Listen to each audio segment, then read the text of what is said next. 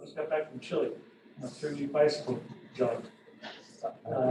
So I talked to him and told him I was coming here today. And I think he's in Camp Verde right now, and couldn't make it. No, Tommy's on the other when Gary and I, or I'm sorry, when Myrna Bond up. Yeah, I would. Okay. I'd like him to come, this Bill. That's the trick with this. I remember this. Yeah. Hello, hello. Pioneer Parkway.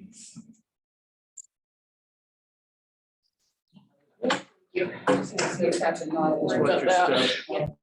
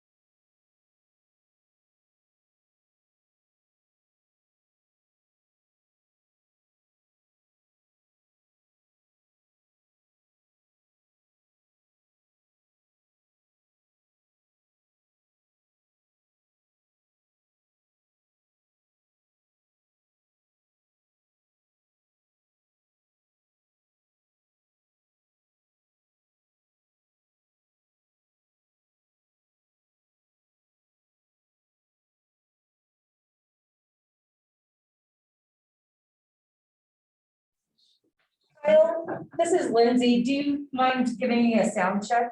Yeah, I can hear you guys. And there's no weird, funny echo?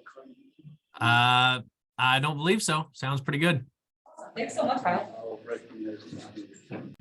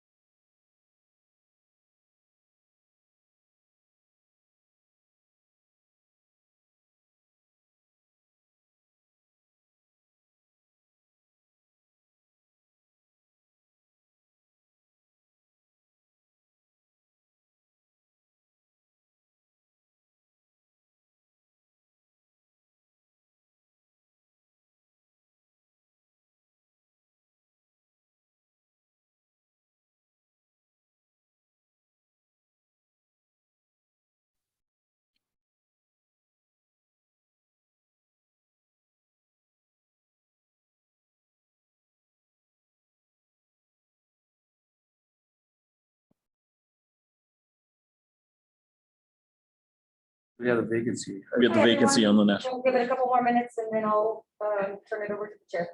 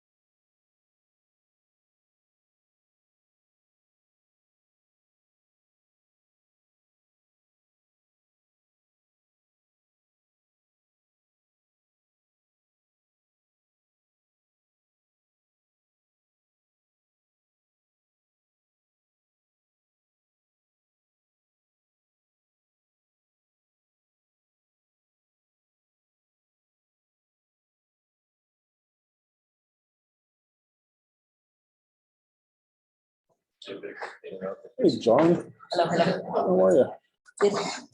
All right, this is Dan Cherry, Chair of the TAC. It is 1:04 PM. I call this meeting to order. This is the regular meeting for the Technical Advisory Committee of CYMPO, scheduled for Thursday, February 2nd, 2023. With that, we're going to do a quick roll call now that we have a quorum. I appreciate everybody's patience in getting this started. Bryn, will you do the roll call? Yes, Chairman Cherry, Present. Vice Chair Hughes. Here. Member Marbury, Present. Member Davidson. Absent. Member Mattingly. Absent. Member Bondoc. Here. Member Roth. Here. All right. And let it, we'll note on the record that the Prescott National Forest position is currently vacant. Great. Thank you, Bryn. I appreciate that very much. Moving to item 2, Title 6 Policy and Meeting Procedures. CYMPO complies with the Title 6 of the Civil Rights Act of 1964 and related non-discrimination statutes and regulations in all programs and activities. Members of the public may review the CYMPO Title 6 plan and submit a self-identification survey by accessing the CYMPO website. I, as chair, may or may not follow public comment items on the agenda. I may limit the number of speakers and the length of comments provided, just for the record, but I don't think we have significant public comment today. We will shortly find out as I move to item number 3, which is call to the public. This item is to provide an opportunity for presentation of comments by the public on a subjects not on the agenda. Please complete a request for public input card, which I'm not sure if we have those here, but we can take your name and information if you wish to speak, or please sign in. Apologize, we're running without Allison today, and so things may be a little bit amok in that regard.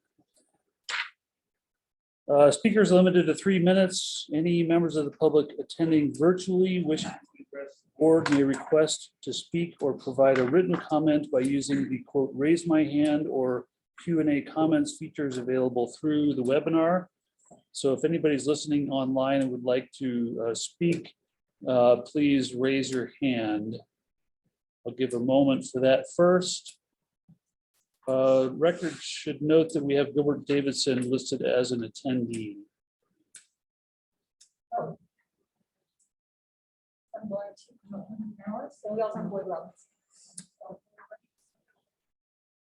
Sorry, say that again, Lindsay. Oh, boy. Hi. Hey, Dan. Nice to have you here.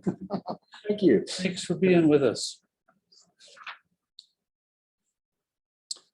All right, I don't see any hands raised online, but I do understand that Mr. Tom Riley would like to address the TAC. So Tom, you have, please state your name for the record, and we will speak. If 3 minutes passes and you're still talking, I'm going to interrupt you, just so you know. Thank you, Mr. Chairman. My name is Tom Riley. I live at 142 South Alarcon Street in Prescott, Arizona. And I'm here in response to what I had heard at the Prescott City Council meeting. And over a number of people were talking about the Sundog connector and the need and the fact that we don't need that road. And I'm here to tell you that there are many of us out there who know and remember that being initially discussed conceptually decades ago, that it's kind of late in coming. I for one have 2 reasons for that. One is that Highway 69 is right now at 6 lanes for a big chunk of it. And it's starting to look like an LA freeway. And I think that if we add more lanes to Highway 69, it will be an LA freeway. And I don't think that that would be consistent with the kind of environment and the kind of space that we want to have here in Prescott, Arizona. Also, from a safety standpoint, should there be, God forbid, a big accident or some fire or something like that that would block traffic on 69, the only other way around right now is to go all the way out to Pioneer Parkway, which, by the way, I recall when I was on city council, that was being discussed and being built, and there was a big outcry that we didn't need that road either. So we have a choice here and you have a choice. I want you to know that there are people supporting where you're going with the Sundog connector. And the choice is either we create an LA freeway out of 69, or we have many smaller roads that traverse east-west in order to be able to handle the growing population of this area. I thank you for the time, and I'm done. I appreciate that, Mr. Riley. Thank you so much for being here. Any other public comment from? I hadn't planned. Yes, by all means, come on up and have a seat. State your name.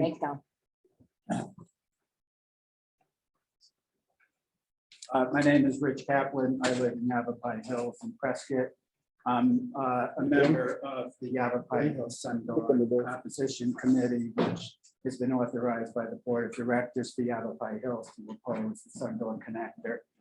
I would just mention that for the record, the City Council Hall was full last Tuesday with members of 3 different groups, Save the Dell, Sundog Disconnect, and the Yavapai Hills community, as well as others.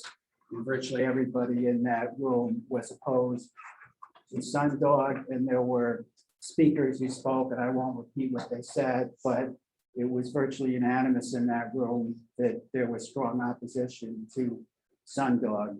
I would also mention that at the General Plan Committee meeting on Wednesday, and these were both in response to CYMPO presentations last Tuesday and Wednesday, the room was a little less full, but fairly full, and the same opposition and the same groups were there to voice concern to the General Plan Committee that Sundog is not a good idea. In brief response to Mr. Riley, I would say that I would say that these groups are all pushing the idea that Highway 69 should be fixed, repaired, and widened as a first step before we move on to considering Sundog. Although the general consensus is Sundog should be killed and we should stop kicking that can down the road. I heard reference to, well, we don't want 69 to look like an LA freeway, but frankly, unfortunately, if Sundog is built, we'll end up with 2 LA freeways, one behind Yavapai Hills and one in front. And we think there are a lot of steps that can be taken to mediate and fix Highway 69. It would be a plus for the whole community. I would also mention that the highway that's being proposed as Sundog is antithetical and contrary to the idea that is being put forth in the community that we have a regional park in the area. And it seems a big mistake to put a LA freeway right next to a regional park that would basically destroy what you're trying to accomplish with your regional park. The unstated agenda here in part is that the highway is wanted by developers because that highway, if it's built, would open up all of Glassford Hill and the surrounding areas to developers for an access point. So there are many good reasons why Sundog is not a good idea and why the focus of this committee and the focus of Prescott ought to be on fixing and curing some of the problems with Highway 69. And there are limited resources to go around. There's limited money to go around. And unfortunately, that necessitates a need to prioritize what is done first. And it would seem to make a lot of sense to focus on 69. And one last point, and then I'll quit.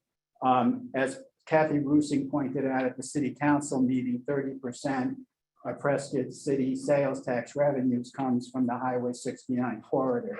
And it seems to be a bit of a bad idea to take commerce away from that strip, which would deplete financially. So there are economic concerns. I would also point out that when CYMPO gave its presentation to the Prescott Valley Town Council, which I watched, one of the selling points they had for Sundog, which nobody seems to be paying attention to, is the point was made that the Sundog connector would literally empty right into the center of the downtown Prescott Valley Business District, which I think highlights the fact that this issue of Sundog is very much an issue of Prescott Valley versus Prescott. And this road might be in the best interest of Prescott Valley, but I think you're hard pressed to say that it's in the best interest of Prescott. Thank you. Thank you, Mr. Kaplan. I appreciate that. Any other further public comment? Hearing none, we will make sure I don't have any hands raised online. Doesn't appear to be. So we're moving on to item number 4, which is consideration and possible action to approve the November 3rd, 2022 regular meeting minutes of the Technical Advisory Committee. have members of the TAC been able to review the published minutes? And do we have any comments or recommendations for change? If not, I am looking for a motion, please. I make a motion to adopt the November 2nd minutes. Second. I have a motion by Vice Chair Hughes, a second by Member Roth. Any further discussion? November 3rd, right? November 3rd. Oh, that sorry, is yeah, correct. sorry, not 2nd. My bad. Further discussion? I'll call for a vote. All in favor for approval of the minutes, say aye. Aye. Aye. Any nays? That passes unanimously. I appreciate it very much.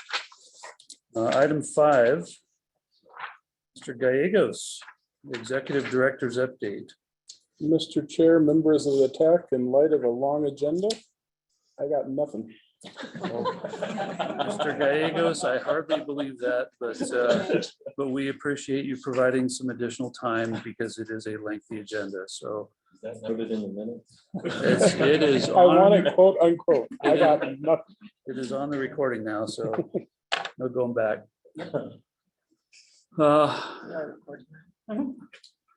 Right, item 6. Wow, we're flying along. Well, Item 6, pending project updates, Ms. Post. Thank you, Mr. Chair.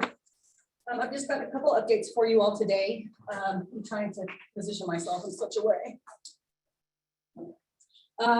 The Sundown Connector, the next stakeholder meeting is really the next step. As everybody here knows, we've been working with AECom and the city of Prescott and the developers in relation to the development agreement to understand some engineering aspects that we needed to take into consideration for the alternative designs. So due to some, I don't know what I'd say, turnover at the city of Prescott, that's been a little bit difficult. So there are no changes to the schedule, project schedule. We still anticipate commencing in September or October when we were scheduled to. But the stakeholder meeting is the one that we're still waiting on. And then of course, we need that input to be able to finalize that, those two alternatives and the no build before the next public meeting. So that's what's next on my agenda. I do not have a hard date, though I am looking for a date in this month. So be looking for an email from me, as you all love to get those doodle polls. I'll be sending those out soon. And then for SR 69, as you know, we did an informal kickoff with Vamshi Yelisetti, the project manager from Kittleson and Associates on that project. We will do a formal kickoff with this TAC, and I still need to schedule that with you, though we've been very overwhelmed. So while typically we would do that at a TAC meeting, we might need to schedule that for a half hour, to an hour outside of this. So please be on the lookout for that as well from me. But one thing to note is that they've already started billing against the BSA. So that is for all GIS work so far. So they've already started the project and we'll be holding monthly project meetings with Vamshi. And then for the Sundown Connector as well, we've already started our monthly progress report meetings. What we'll do when it's necessary is have project management meetings with Vamshi and the team at AECom so that we can discuss any issues that both projects have and can work through together. So, Mr. Chair, those were really my project updates for today. Very good. Is there Thank any you. questions or comments? Yes, certainly. I appreciate, I'd be happy to take some comments from the public on items that are on the agenda. I guess this is best directed to Lindsay. My name again is Rich Kaplan. I'm here for the Yavapai Hill Sundown Committee. As a follow-up to the meetings on last Tuesday and Wednesday, you may recall that an issue seems to have arisen about what I'll call the strip or parcel of land that's in between one end of Storm Ranch and the other end of the Yavapai Hills North, sometimes called Unit 9. Right. And I guess that's on the west side of where all this is contemplated. And an issue seemed to surface based on the presentation about whether that strip of land was already accounted for and whether, in a sense, there was some colloquy involving Mr. Gallegos about, well, the no build option has been taken off that half of the road. My concern is that people are talking past each other and not really getting to the issue of what the record really is. And I would mention that I had follow-up conversations late last week, which resulted in a call to, that I made or placed to Tammy DeWitt, who I think is the community development. I'm not sure what her title is, but she was kind enough to call me back. And I said, I'm just trying to help to get to the bottom of this and not really trying to point to opposition or favor it. And, but I think the record needs to be straightened out. So I had told her, and I haven't heard back, that I've reviewed the development agreements for Storm Ranch and Yavapai Hill. She indicated to me that she had not, because that's not part of her job, but there were assumptions being made and that she was hearing from higher ups. So I think that's an important aspect of this. I would also mention that I believe is state land, so I don't know how there could be anything in the other development agreements that would say, well, we're having to state land. I also heard some references to the word easement. But anyway, I think that's an important issue. I've not heard back from Tammy DeWitt, but I have open ears and I'm listening. So are you able to clarify the situation on that, or are you aware of that circumstance or what? Yeah, we are, and we try to keep ourselves as aware of it as we can be, and we have sort of the same, we're in the sort of the same position as Tammy, where we can't speak to the DA. We can only go with what's been presented to us. So to speak a little bit to the no build, we only have purview. Help me talk this through, Vinny, if you don't mind. I guess for me, thanks, Lindsay. The short answer is we've been in multiple meetings over the last year. I think most recently our meeting included Tammy DeWitt, George Worley, the city attorney, Joe Young, CYMPO staff, AECom staff. So I'm working off what staff has provided me over the last year.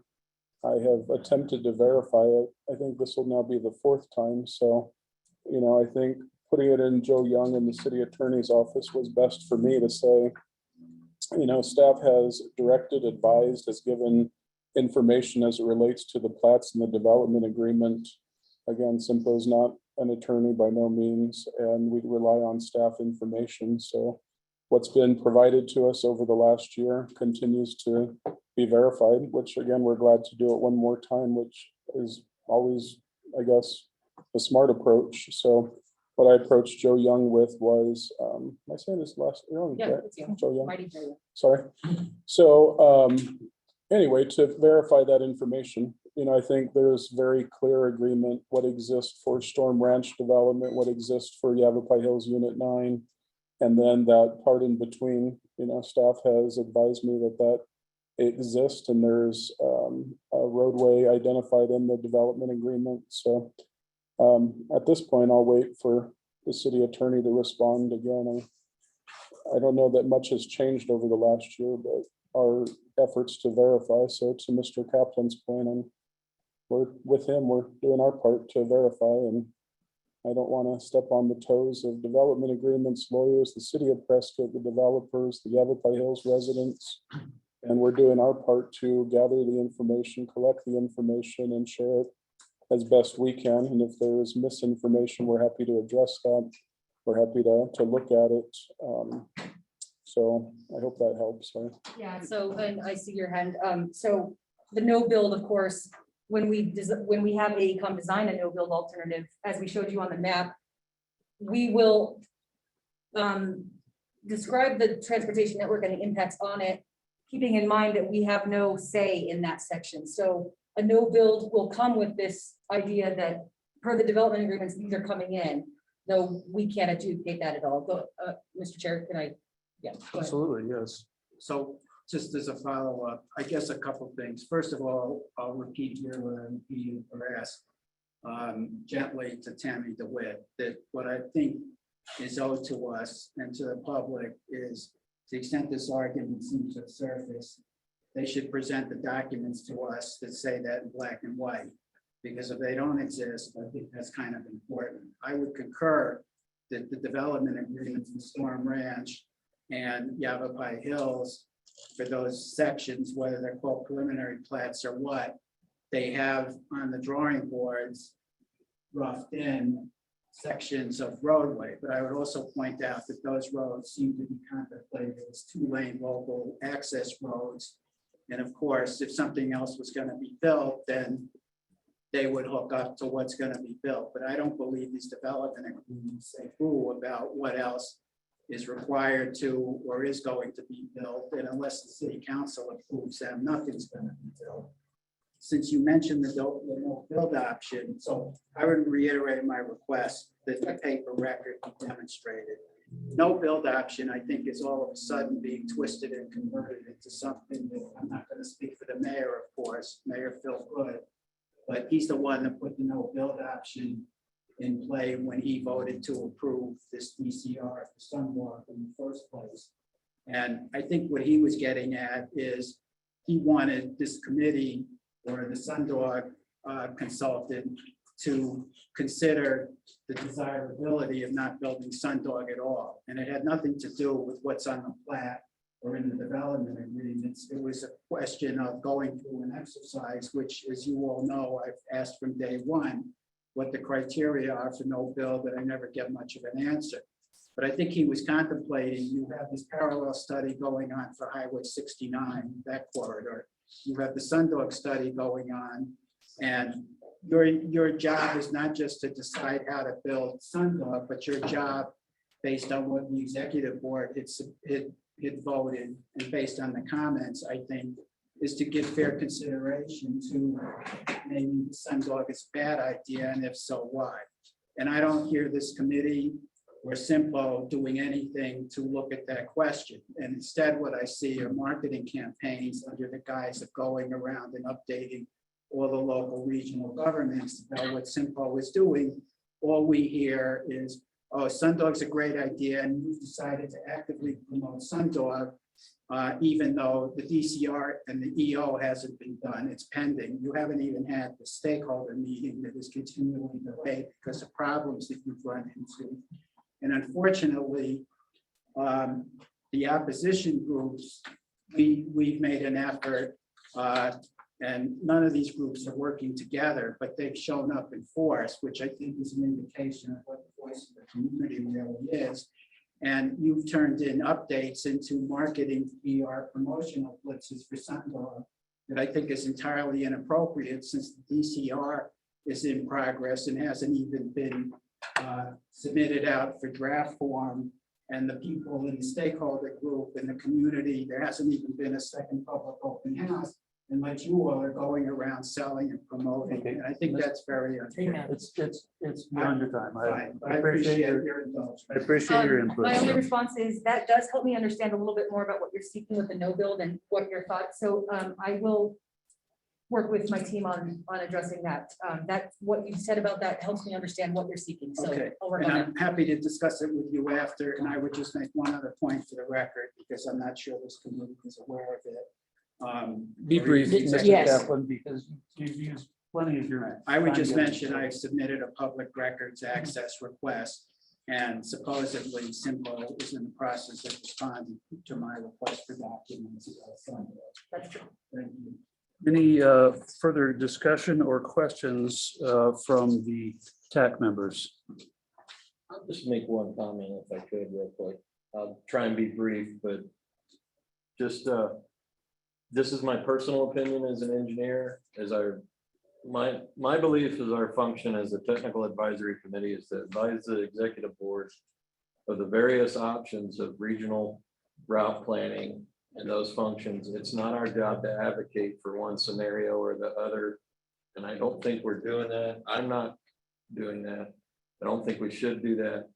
But I think we should present the facts to the executive board as we see them as professional engineers and other professionals in this business. So I would just reiterate that any sort of option, be it any corridor alignment or no build, what I've done in engineering studies with no build is you look at the effects if that road is not built of the surrounding roads. It's not to advocate for not building something, it's just for the facts. We're staff members, we're bureaucrats, we don't advocate.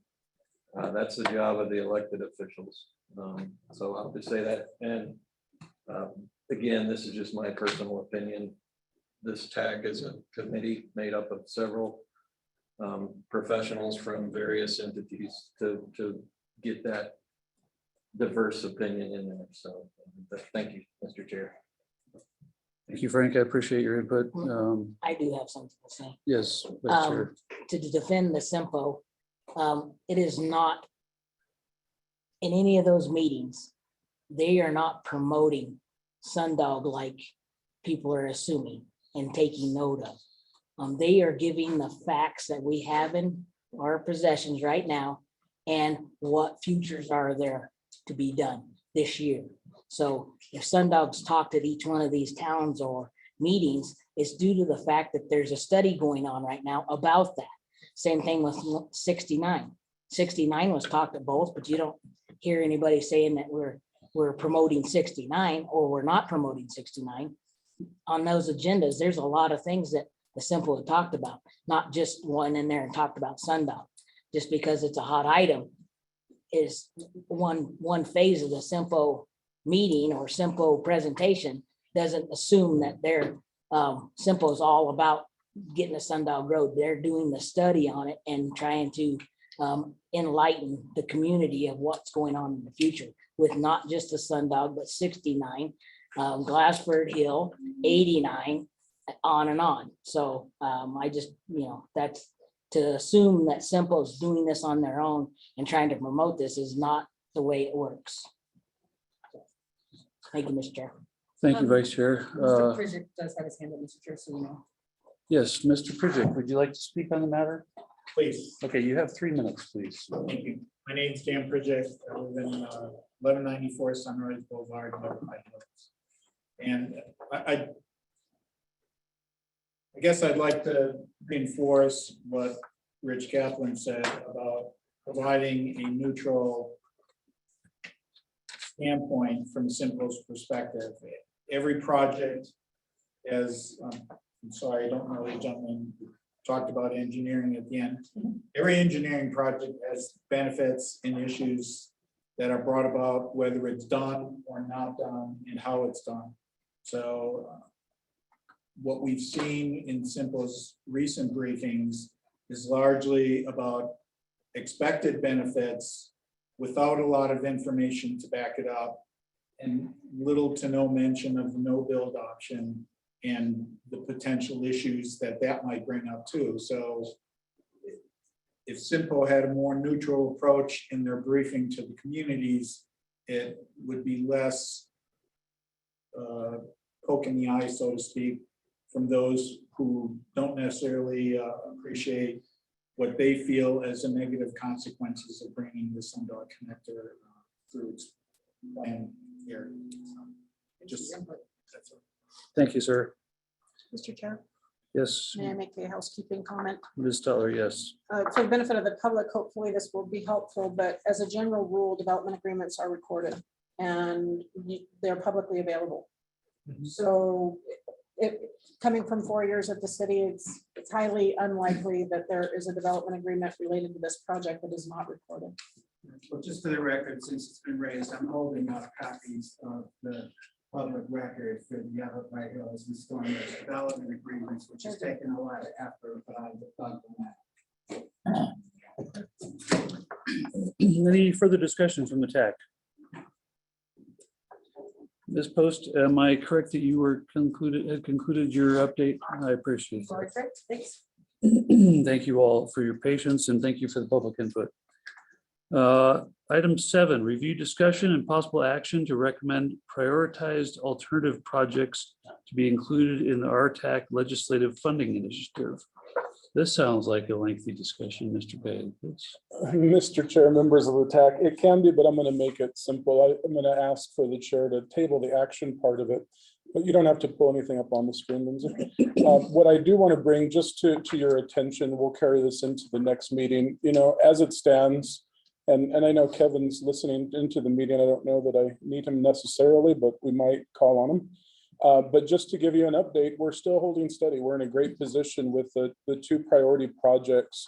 So let me start by giving an update there, and then I'll kind of explain a little bit more of why I put this item on the agenda for you, and we'll carry it over to the next meeting.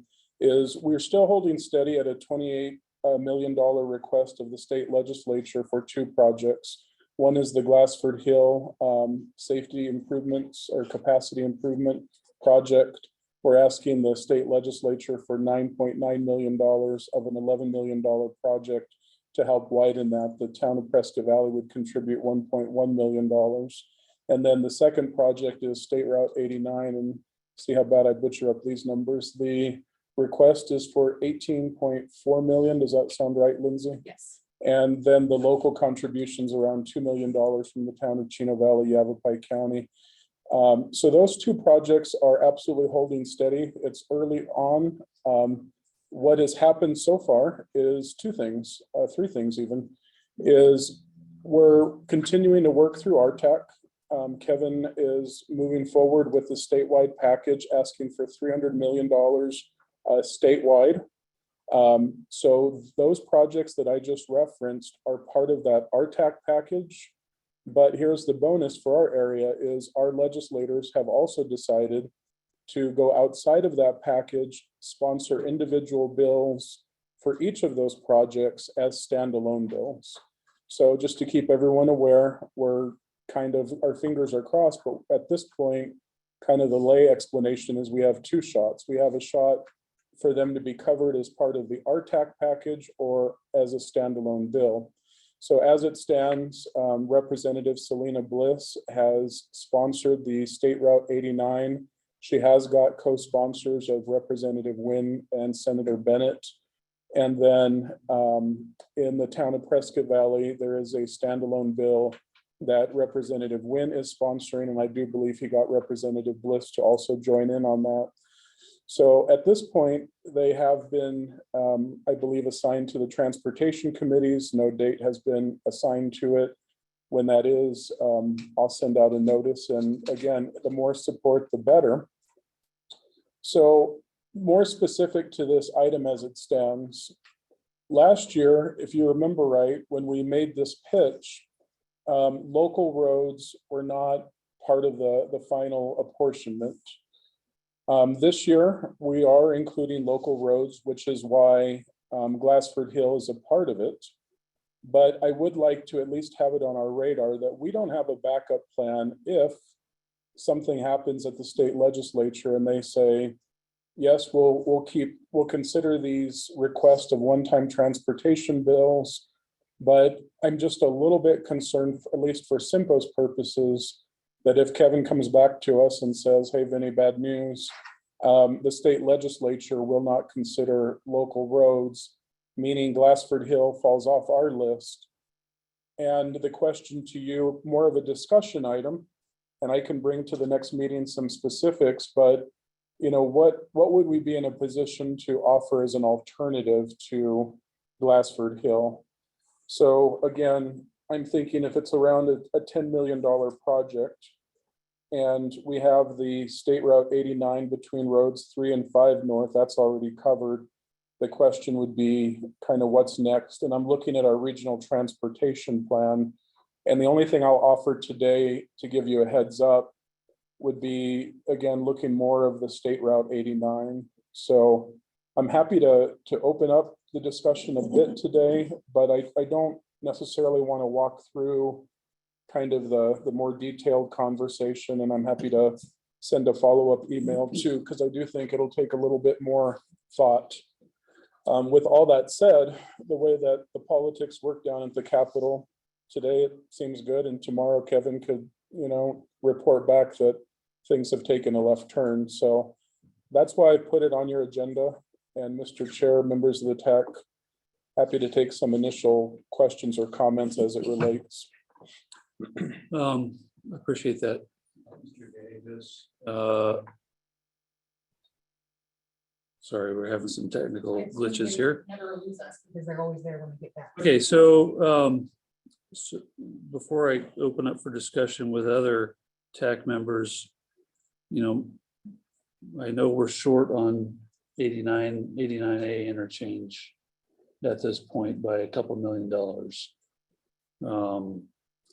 We've already gone out and saw $3.5 million and got it a year ago, and it would be probably ripe for trying to at least pick up a little bit something to make that project whole, rather than trying to find some interim solution. I realize that's not really what you're asking for because it's not large enough, but I'm also thinking that we have identified projects or potential projects in the past along 89A between 89 and say Robert Road for safety improvements, and that section of highway gets a tremendous amount of traffic at the peak hours. And my feeling is there's probably benefit in considering something there for adding another lane, making improvements to interchanges. One of the ideas was some dual on ramps there at Glassford Hill, if I'm not mistaken, for westbound traffic. And so, perhaps we need to not be putting all of our eggs in the State Route 89A basket and looking at a different state route in the CYMPO region that could use some funding for improving things. So if I can add a couple comments to that. Yeah, I think that's a good area of focus. So to bring everybody on the same page, Dan referenced the 89A interchange. So just to take one step back, last year our efforts of CYMPO were to do the alternative selection report for that eastbound on-ramp, and there was 5 or 6 alternatives to it. The complete build out, if you will, was a $5.4 million alternative, and that's what we approached the state legislature with. They did have it fully covered, but they had it in 2 different line items. Long story short, only one line item made the final budget, which was $3 million.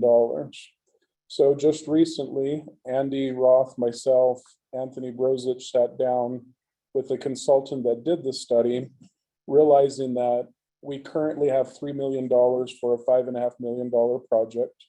ADOT has procured the consultant to do the design, which is Stanley. And I believe the consensus between ADOT and CYMPO at the time, just a week ago, was, let's go ahead and design that interchange with the monies that we know we have today. So at this point, there is an alternative for some improvements of about $2.4 million, and the rest will be for design. It does not give that additional lane length, if you will, onto 89A, and I'll turn this over to Andy to explain the technical parts, but it seemed as though it was going to make enough of the improvements on the initial part of the on-ramp in order for us to proceed, keeping in mind one last part to this. CYMPO has been awarded money through Senator Mark Kelly's office to do a design concept report for 89A from 89 to Glassford Hill, which ties into Dan's comment. And that would be to take it from 4 lanes to 6 lanes.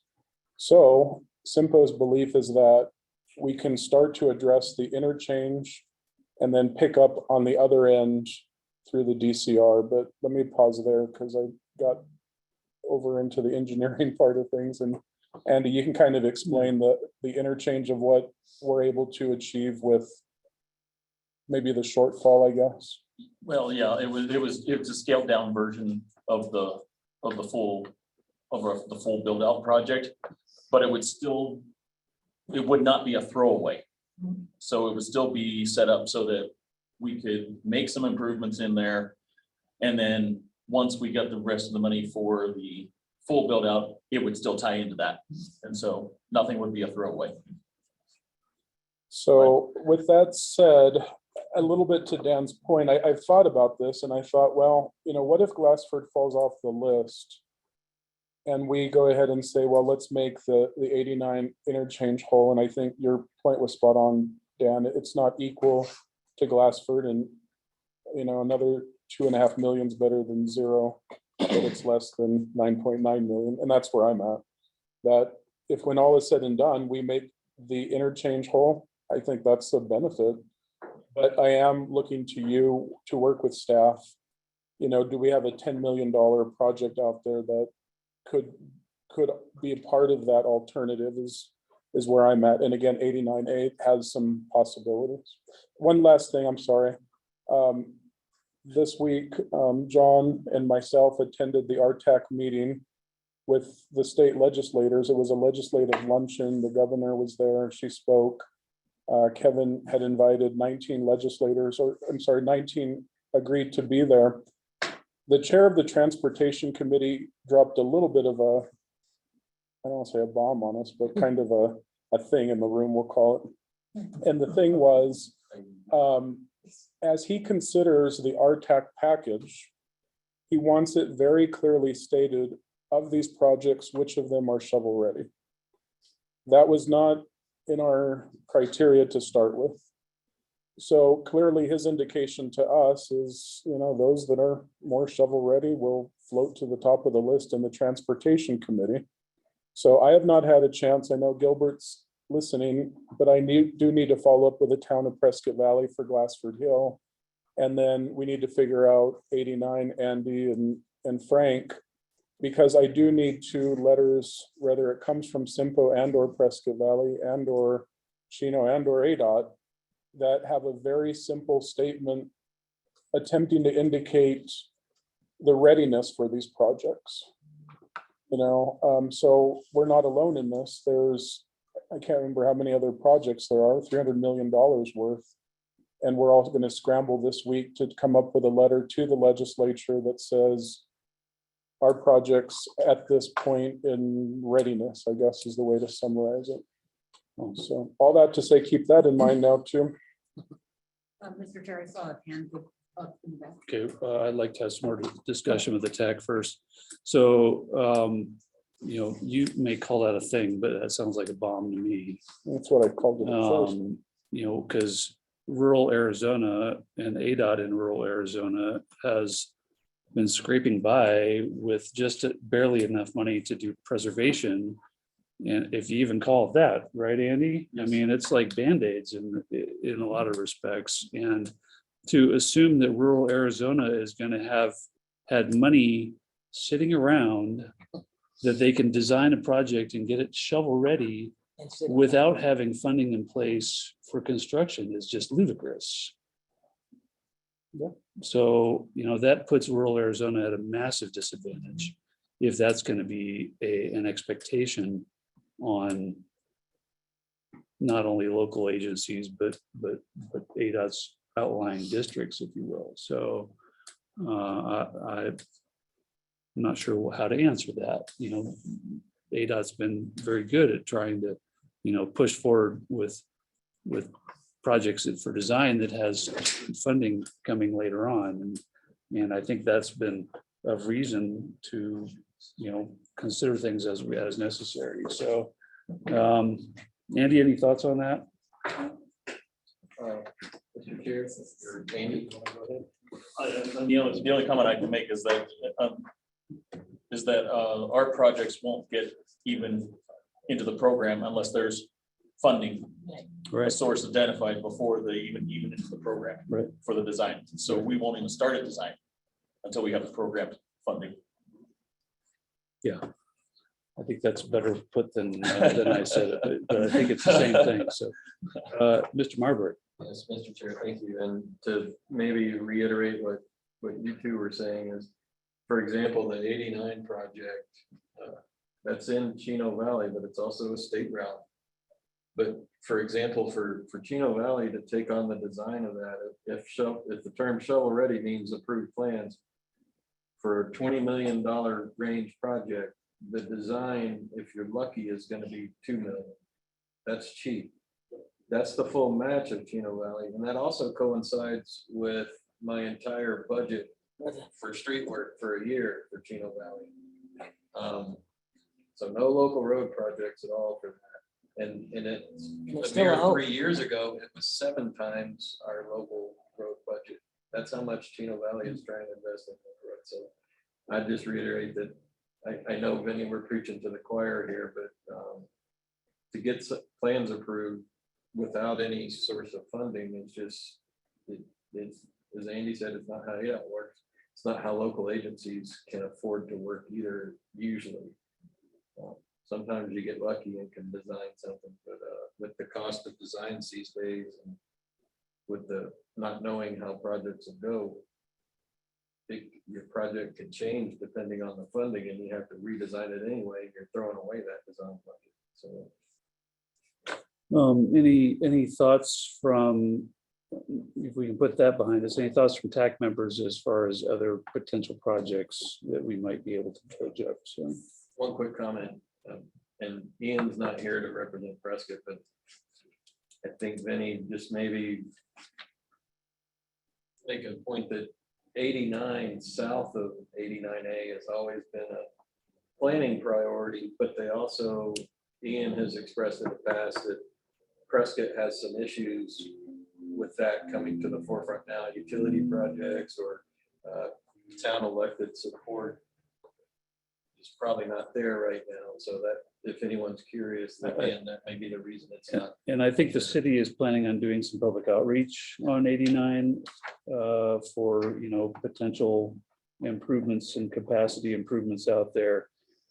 We had discussions about this last fall that, that would be a priority for the city to seek RTAC supported funding a year from now in the 2024 legislative session, but I don't think they're ready for it yet. Right, And who knows what sort of, pushback they'll get on, just trying to make capacity improvements on 89A through the Dells as well.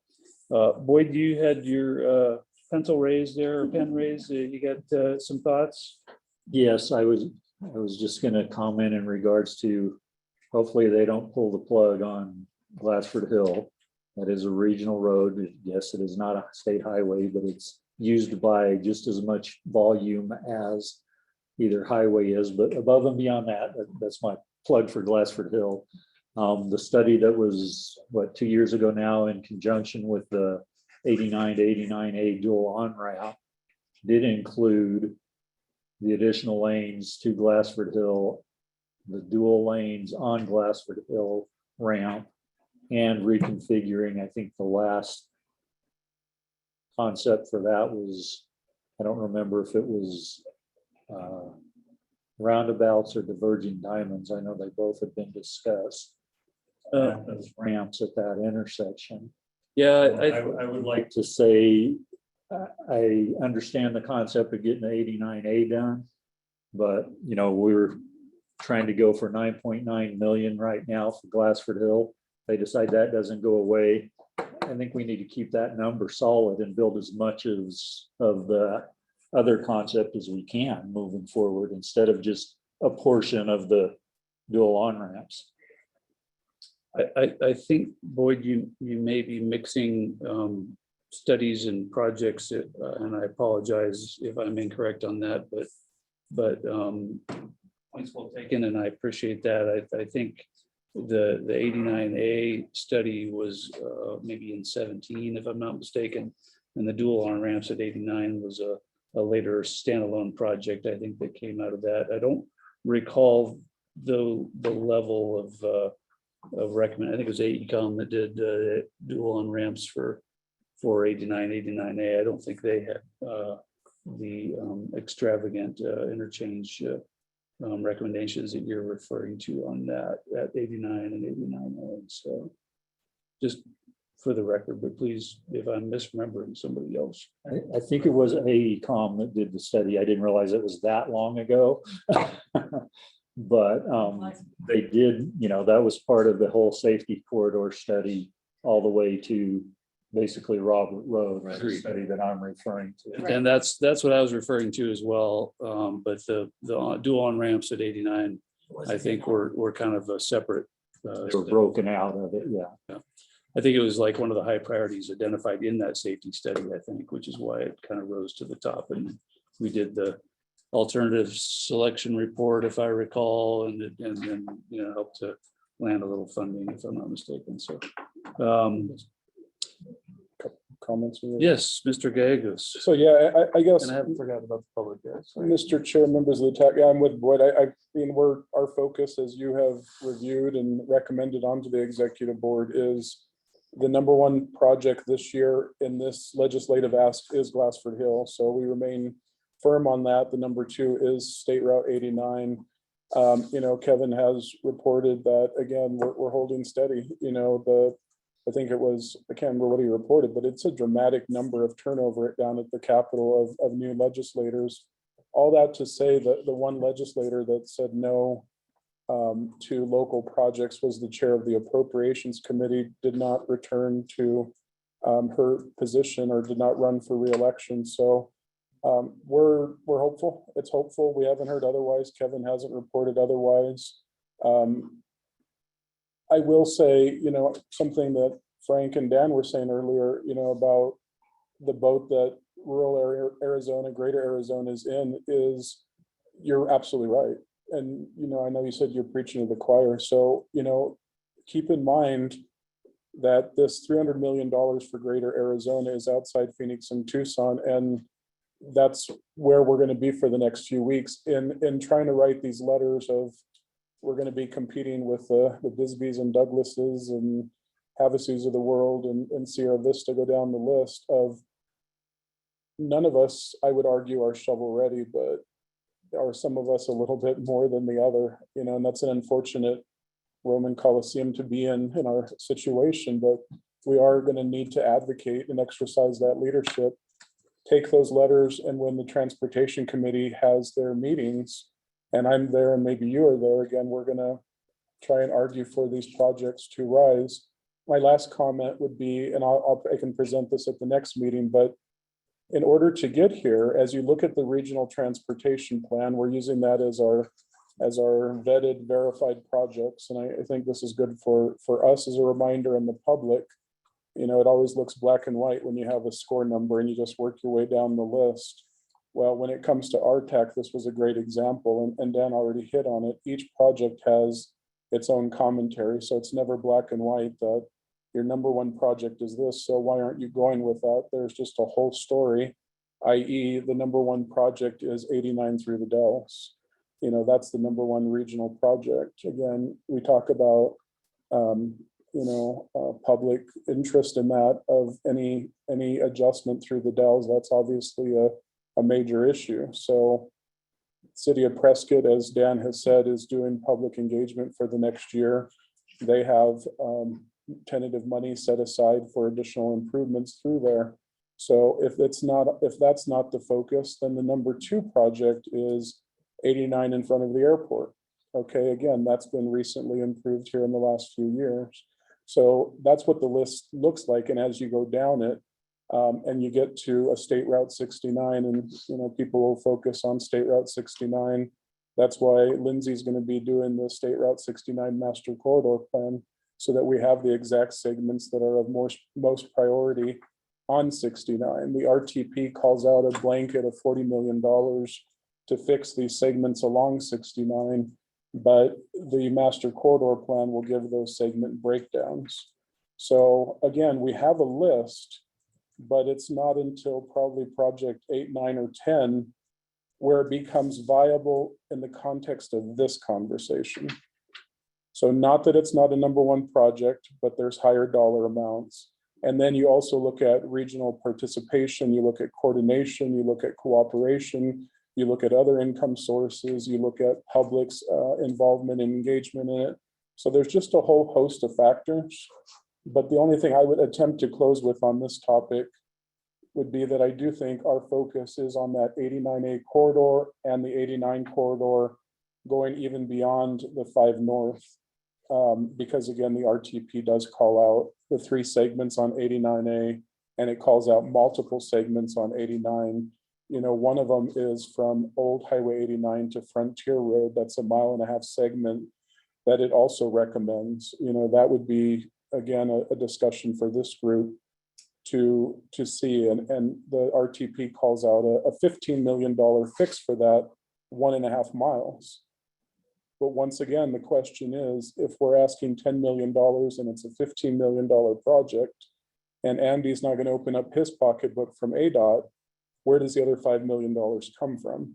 So you're then stuck in a situation of having a portion of the money, but you can't deliver the full money, and the legislator saying, is this a shovel-ready project? So just to give you a little bit example of the dishes we're spinning all at the same time. So I think that's all. Are you sure? I think. All right.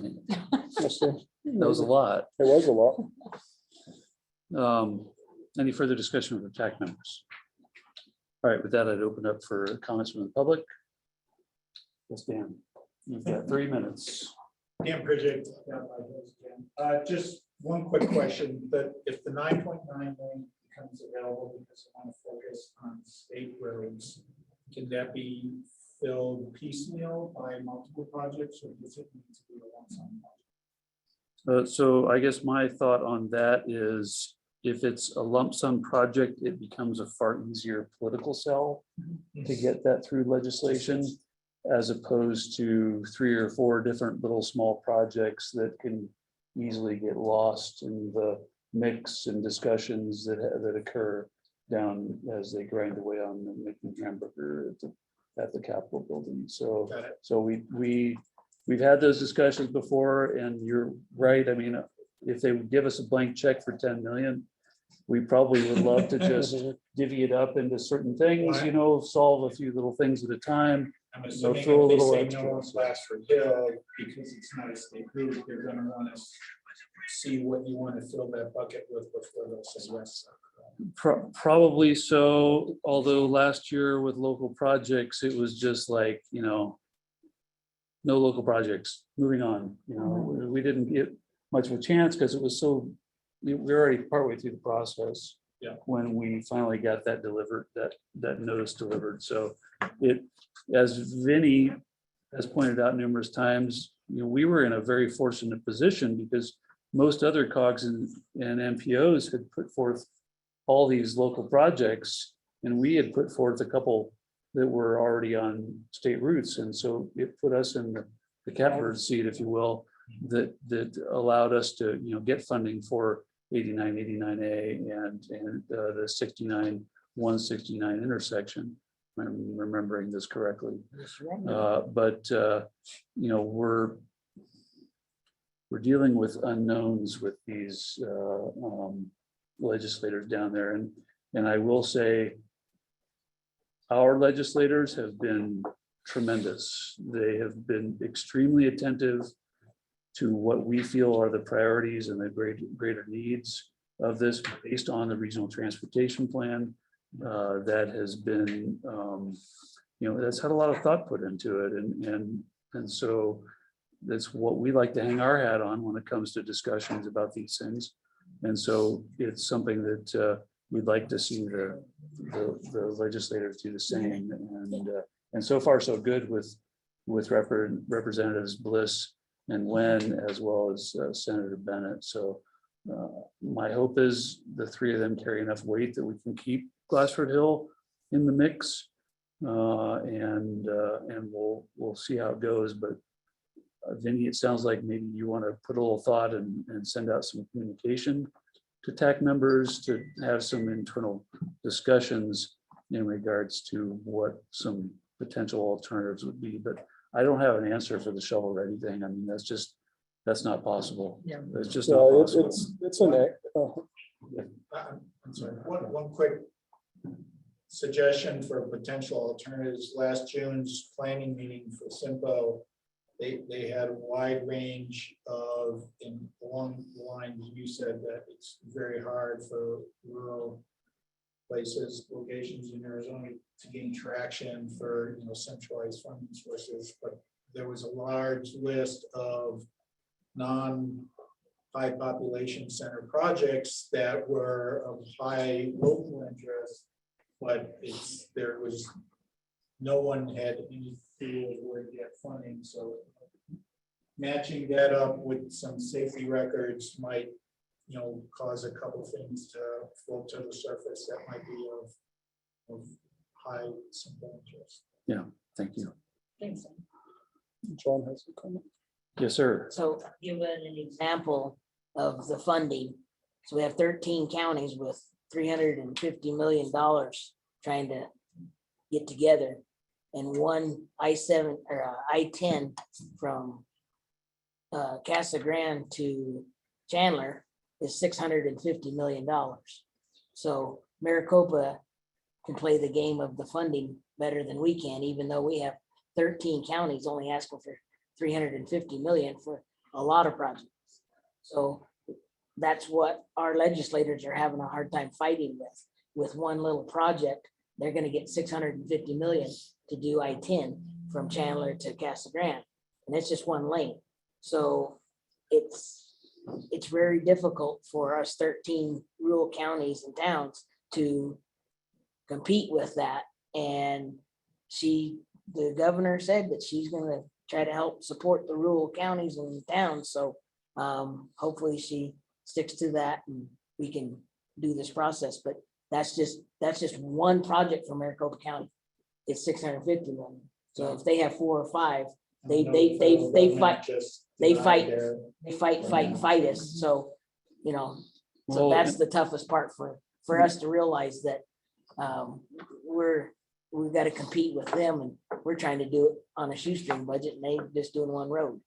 Well, the other thing that I'll bring up, which is not going to fall on deaf ears here, is if you're funding local projects, you're spreading around the workload and you're getting assistance from local governments on how to build these projects and deliver things with the money that's flowing in. If you dump it all on ADOS lap, they have to prioritize things and they can't get to everything at the same time.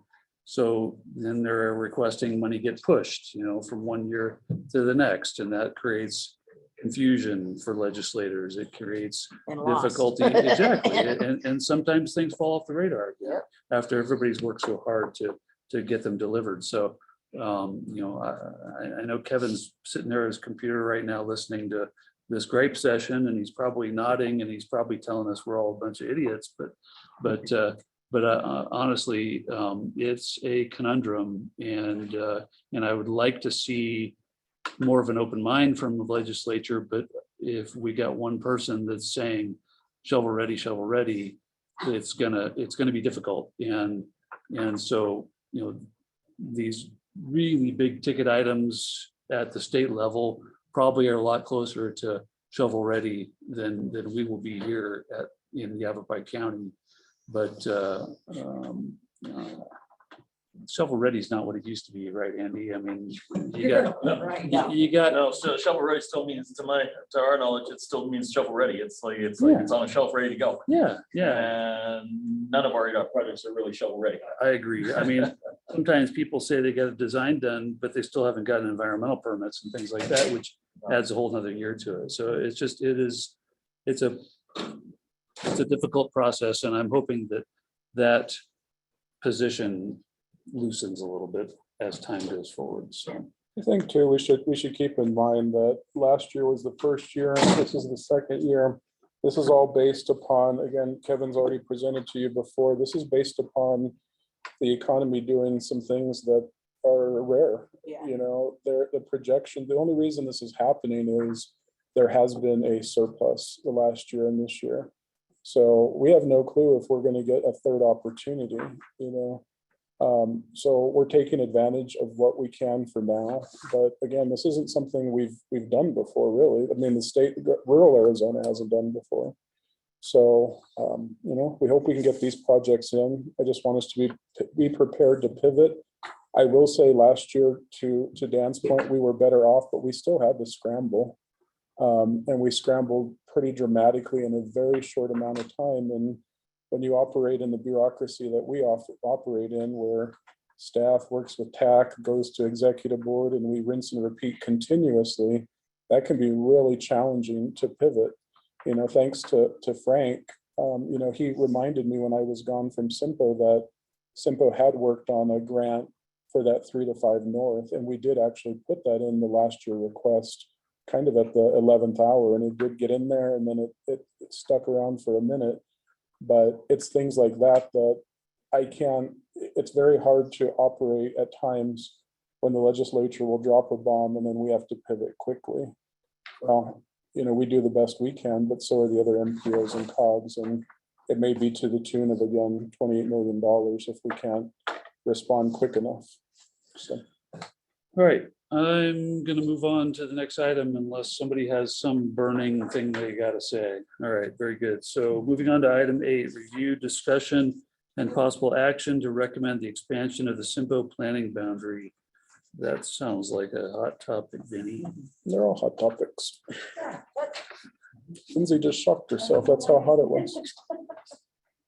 So with this said, last executive board meeting, I gave an update. I provided an update about, this was from our strategic planning retreats last August, September up at the resort. This was born out of the idea of, this is our 20-year anniversary of CYMPO's existence. So it's probably a good time to clean up a few things. One of them is the CYMPO boundary itself. What I presented at the strategic retreat, if you remember, was essentially what's outlined in here is scenario A and B. I did not talk about C, and I'll explain that in a minute. But scenario A, I felt like we had a fairly strong consensus between staff, TAC, and the board, which was, some real basic cleanup. 69 in its entirety was never included in the CYMPO boundary beyond Dewey Humboldt to I-17. 169 was never included in its entirety all the way to I-17. So those were very obvious things that really should be a part of the CYMPO planning area so that we could do better comprehensive planning, most especially for the 69 corridor and the 169 corridor. On the 169, I think the interesting example is the RTP recommends safety and capacity improvements, but only about 2 miles of that falls within the CYMPO planning boundary. Other examples could be like in Iron Springs Road. I know Dan and I have had many conversations. I know just outside the CYMPO boundary, the county's pursued HSIP. I've spoken to Supervisor Oberg about a number of improvements, even though it falls outside of our area. So again, over time, there's these areas to include as you look at how the region operates.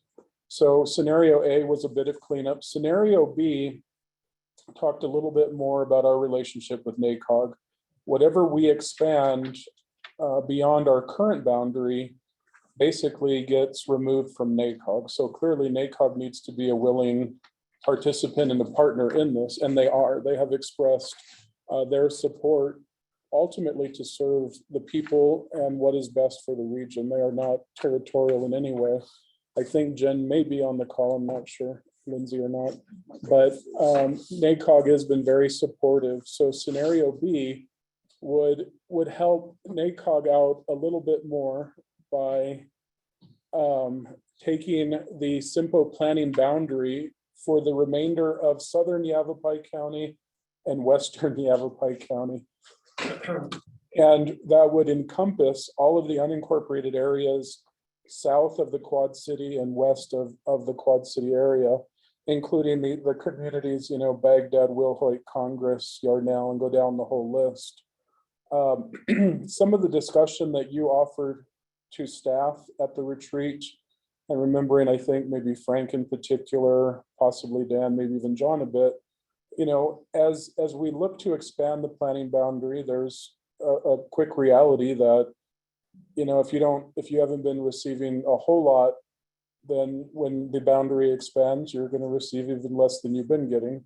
So, we've been able to get Chino Valley a traffic signal at 1 North and a traffic signal in Dewey Humboldt. So they're worried, and legitimately so, if we expand in the future, do you get a half a traffic signal at best, if that? So total legitimate concerns on any expansion scenario, but the reason for going to the south and the west is realizing that as we expand, we're also creating an island for the NACOG region. NACOG covers 4 counties, Yavapai, Coconino, Navajo, and Apache. So it would just be a better partnership. It would allow for NACOG to not have this western Yavapai County area that's kind of left out there. And it would be also recognizing that many of those people travel into the urbanized area of Prescott for services, for work, doctor, and other things. So those are those 2 scenarios. And then the final one just recently came up, is scenario C. And this was at the request of Supervisors James Gregory and Donna Michaels, and it was through the Verde Valley Transportation Planning Organization, a group that meets on a regular basis that Dan and the county are a part of. And they have expressed a real interest to be included in the CYMPO planning consideration, planning boundary expansion. Excuse me. So the Verde Valley has expressed interest. What that would mean would be a scenario C would have CYMPO be countywide.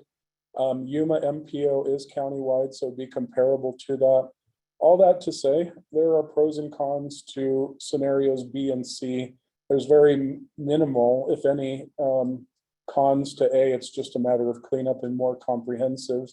The questions to B and C, though, again, are how is our revenue sources? How does that adjust? How does it change? Basically, how many more dollars do we get in by taking in additional area? Their answer is yes, it will increase. We just don't know exactly how much. What are the expenses? So what additional studies, projects, key corridors do we take on? What happens to the makeup? And by the way, this is all in the scope. So on that bottom of the scope that's in your packet, it's 1 through 5, is it, Lindsay? Yes. Towards the bottom. So 1 through 5, again, we're looking at what is the funding, number 1, number 2, what happens to the existing committees, the TAC, EMAC, the executive board.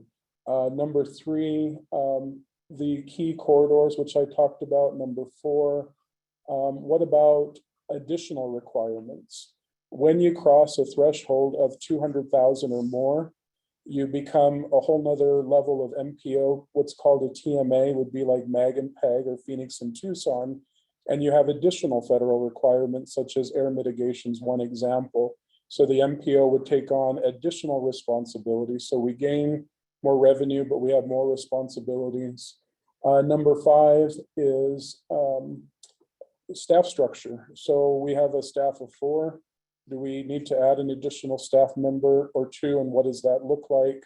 So those are all things that I presented to the board last week. And is NACOG on the call? Mike Huff is. Okay. Just wanted to make sure, because Jen did offer a couple changes that didn't make it to this, and I will include them in a moment. All this to say, I presented this to the board, didn't ask the board for a decision on to expand or not. What I asked the board for was, can we study it so that we can answer these questions? The approval was yes, no more than $20,000. Long story short now, that's what we're pursuing. That's the scope of work that was in your packet on the screen. We're looking for additional feedback from you if there's something that staff missed, but we would bring in a consultant for no more than $20,000 to achieve the scope. And if you can pull that scope back up, Lindsay, the only thing that NACOG offered was, I think, bullet point, it would be number 6. They would just add the impact to partnerships, so they want to know, what does it look like for NACOG for CYMPO, and just an emphasis in the scope on multimodal when it comes to transportation. I think I put in highways. So we would include those 2. With that said, Mr. Chair, happy to take additional comments from you and questions. So this item is, you're not looking for action on this item at this time. Am I correct? You don't need us to approve a scope or anything like that, Vinny? You don't need to. I mean, it's, staff has developed it, so we're looking for discussion and we'll incorporate it. We're prepared to move forward with it. So Will you need TAC approval before you advertise? do not. Okay, all right, so, I do have a yes, clarification on Member scenario Roth. A. It just says they were at 169-17, but I think it's supposed to be 69 and 169-17. Correct. Thanks for catching that, Andy. We'll Okay. make that correction. You are right. You're on the tech. That's what we got, these extra sets of eyes. So we'll include that. And then I did unmute Michael Huff in case he did have input on this, just so that you know, Mr. Chair, he's from NACOG. Michael, do you have anything to add, or would you like to remain silent? Can everybody hear me okay? Yes. I don't have anything to add, but I would say that everything that was said was accurate, and we are in full support of what's best for the residents of the area. Thank you very much. Yeah, thanks for being here. Thank you.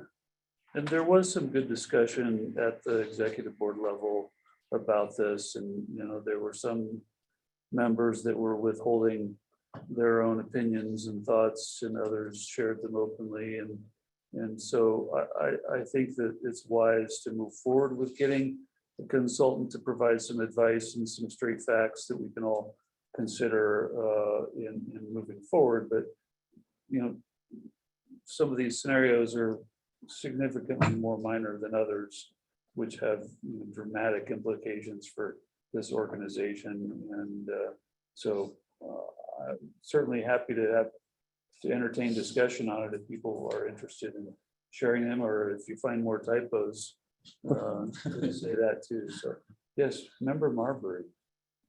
Quick question on this, on the scope. Would the consultant also be tasked with looking towards any legislative or legal type issues or things that might be brought up with the expansion, as far as if there's any restrictions on structuring or any Yeah, ARS statutes or anything? yeah, Mr. Chair, members of the TAC, Frank, absolutely. Well, that's included. I would say that was probably more under number 4, I think, where it goes to the TMA, but Okay. we can elaborate. I like kind of your line of thinking right now. We can elaborate that a little bit further to be sure that the governance of it is addressed, the bylaws and things like that. Again, I will say scenario C is dramatic in the sense that would be introducing new incorporated areas into the conversation. So as you all are representing various entities, you know, scenarios A and B, you could make an argument, things would hold steady. Scenario C would include cities, again, like towns like Cottonwood, Sedona, Camp Verde, Clarkdale, things like that. So do they get representation on the TAC? Do they get representation on the board and things like that? And then I think another district, I didn't think about that until I saw Andy nodding and pointing at me. And then I just realized, yes, another ADOT district. Does bring in the North Central District as well. So those would be challenges. If I may, I think my main reason was when, it might have been when Chris was still here, looked at some of the, was it a transportation authority type setup, and how difficult that was to get the organizational structure of, with the different ways to organize that. I didn't know if some of that would be presented here. We could. I will say in my individual conversations, you know, of talking through with each of my board members, the pros and cons, you know, I brought that up. You know, I've heard on all sides, you know, the pros and cons, but I will say, and food for thought for this group moving forward, if there is a greater vision for the future and transportation and funding, this could be a vehicle for that. And it ties into that, Frank, as to possibly creating a single organization to, again, plan for the county for the future. And it would fit into that conversation of a true regional transportation authority. You know, and those exist. You think of like Pinal County, or think of down in the Tucson area where they do have them. And you have, again, it's the focus on priority projects, but you also have the tax associated with it and funding for it. And those things work in conjunction. Again, pros and cons, but those do exist. If that's of interest to Yavapai County down the road, then I argue this could be a good foundation for that. Boyd? Yeah, Boyd, one additional point, I'll make this quick. If we're looking at fully encompassing Yavapai County, we got to take into account Wickenburg, Peoria, and Old Black Canyon City are also additional entities that would be included. Yeah. Only the skirt of Wickenburg. That one. Yeah. But it's still within. Yes. Yeah, we probably want to decide whether we maybe Peoria and Wickenburg are predominantly in Maricopa County, and I see them as, not having much interest, especially Peoria. I mean, they got a dirt road and, Castle Hot Springs Roads in Yavapai County. That's pretty much about it. So That lake. maybe a bit of French Creek Road, but that I don't think they have interest in it. So we probably curtail the boundaries maybe to go around their incorporated limits if we went close to county-wide, but Black Canyon City is unincorporated, so that's not, we wouldn't, the county deals with its own planning down there. And I've, got 2 board members from the county that are very interested in this, and I think they see the benefit for the Verde Valley, but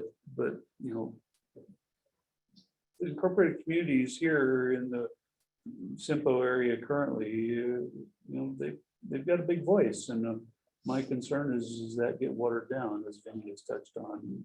The county will be a part of planning in the Verde Valley or in the Congress area, regardless. So, we see benefits both ways. I'm not really a proponent of one over the other of these scenarios.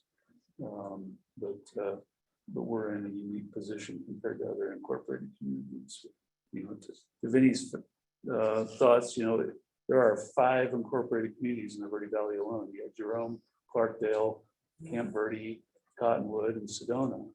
And that's a biggie. That's probably the biggest thing going against them, which they may not realize that, but it is would dramatically change the nature of this organization if you bring in 5 more incorporated communities. So, Well, just for an example, look at the 3.5 million and we needed 5, had 5 more yeah, people getting their hands in, yeah. just alone, let alone the rest of it.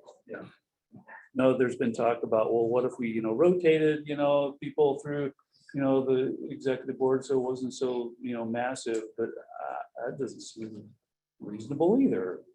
And so that's where the consultant can come in and give some advice, but I'm not sure there's a good answer to that. So we'll continue to move forward with this, and I look forward to seeing what a consultant can put together on it. So, any other discussion on that before I move on? Just real quick, is Sedona another municipality that splits county boundaries? They are, but their government is located in Yavapai County. The majority of their incorporated community is in Yavapai County, so I presume that they would choose to be involved, and that's maybe a bad assumption on my part, but certainly I think should be given the opportunity. Their government offices are in Yavapai County. So, thoughts? Any other thoughts? May I move on? Yep. All right. Item 9: review, discussion, and possible action to recommend approval of the request for proposals for the active transportation plan. Bryn, I looked at your scope. It was voluminous. It is voluminous. What would you Mr. like on the Chair. screen? I'm sorry. What would you like on the screen? I don't have the meeting on the screen, but, But what would you like to present to the? oh, that. Okay, great. Yeah. We're good. All right. Sorry. Yeah, that's I okay. didn't hear that. Oh, that's okay. All right, let's reset the start. Mr. Chair, members of the TAC. A few meetings ago, I foreshadowed that we were going to be initiating a new planning process for active transportation. And as a part of that, Linda, can you go to from or slideshow, quick slideshow at the bottom, just so it's, Oh, so we're not seeing all the slides. is this it? That'll work. There we go. All right, next slide. Yeah, I can, okay. All right, since that time, we have developed a voluminous scope, which has been provided to all of you in your packets. We're not going to go through the scope page by page. It does cover 13 task areas that we will be hoping to secure a consultant for, but let's just talk about it from a high level currently. The plan will be a regional plan, but we'll have subparts that focus on our member agencies, our locales, our Town of Prescott Valley, City of Prescott, Town of Chino Valley, Town of Dewey, Humboldt, and Yavapai County. So regional lens, but also sub-focuses on our jurisdictions and their unique situations. It is bicycle and pedestrian focused, but we're not discounting that there are active transportation users who are involved in using e-devices for mobility, even equestrians, and then hikers and trail users are also interested in this type of plan because it makes connections to recreational facilities that they may be interested in visiting. So go ahead and advance. Project purpose, I think we know what we're really looking to do here, but we are first identifying the regional and local networks.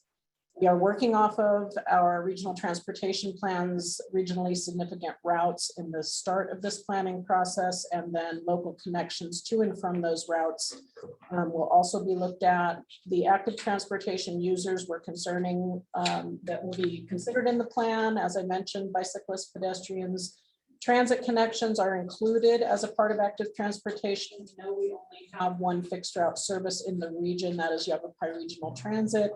And they do make some loops through other jurisdictions other than their home in Chino Valley. But we will be looking at their stops. We will also be incorporating information on how active transportation users can access the demand response system, Yava Line in Prescott Valley. And we want to open the transit conversation because we may be looking at future transit hubs and facilities that support this type of transportation. As I mentioned, we will also look at equestrian uses and trail users. A very critical sub-focus of this plan will be around our school campuses. Vinny and I have been on a meeting schedule with our superintendents of schools in Chino Valley, in the Humboldt Unified School District, which is Prescott Valley and vicinity, and also in the city of Prescott. And we are looking to those superintendents and their facilities directors to look at the pedestrian and bicycle facilities that are within that 1 mile radius of their campuses, because typically that is the call out for students who cannot ride buses. They are responsible for their own transportation.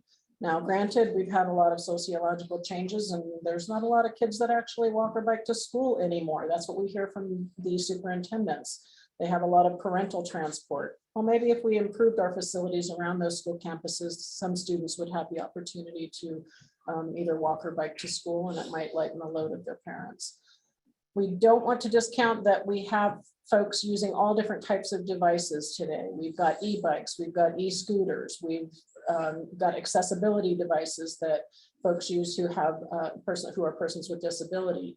We're not going to focus the plan around those devices, but we are going to have a call out within the plan or a section basically, and we may even take it to a separate white paper that addresses those types of technology and how they interact with the active transportation network.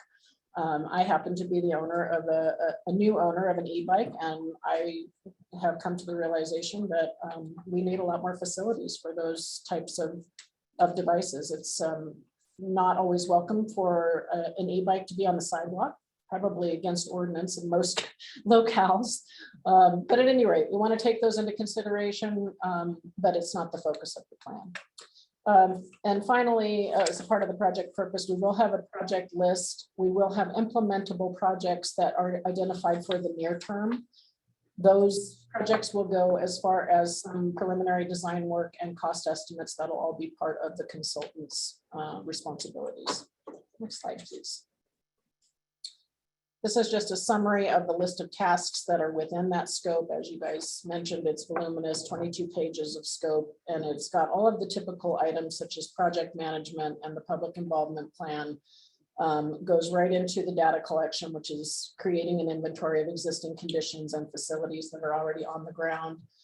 Every time we do a plan, you're going to see a list of planning documents that we use to create the planning context for the consultant. They're going to have their heads in those documents for the first part of their data gathering phase, and that's going to set the table for the conversation, frankly. Starting with task 5, we are engaging stakeholders, including local special interest groups that are involved in active transportation, such as the City of Prescott's PB TAC, the Prescott Mountain Bike Alliance, I think Prescott Valley puts on a number of events that are bicycle oriented. So we are interested in creating a stakeholder group that's comprehensive and includes those special interest groups who are involved in this. Again, I already talked about schools, but the safety piece of this is huge.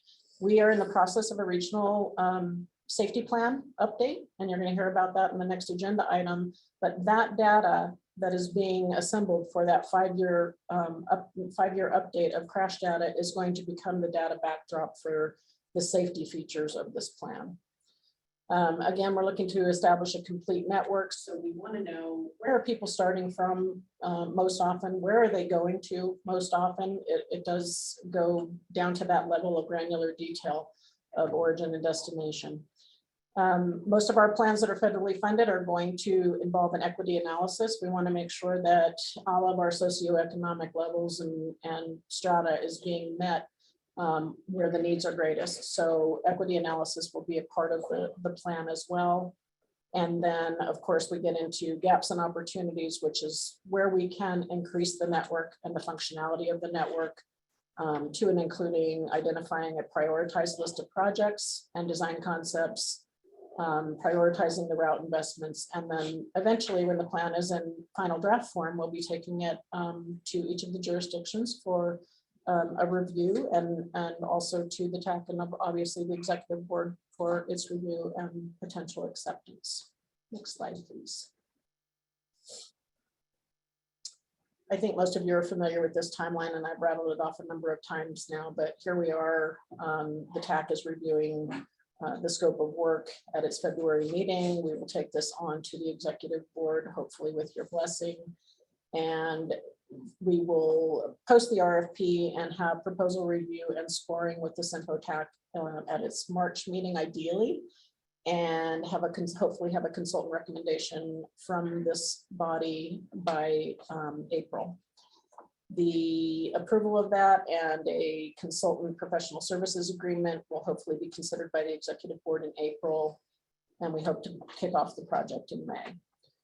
The planning process is estimated at 12 months, and hopefully we'll be looking at a complete plan by May or June of 2024.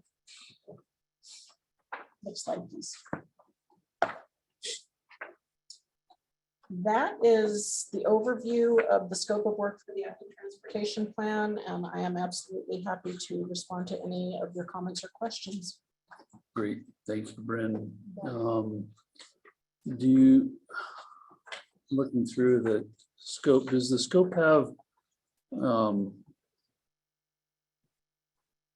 the request for proposals have any limitations on the size of the RFP that can come in, or are we limiting it to number of pages and whatnot that can come in? We are. In the format that you've received it, we didn't have it dropped into our typical RFP template. Okay. But yes, Allison is working on that integration right now, Okay. and it's going to be a typical response timeframe.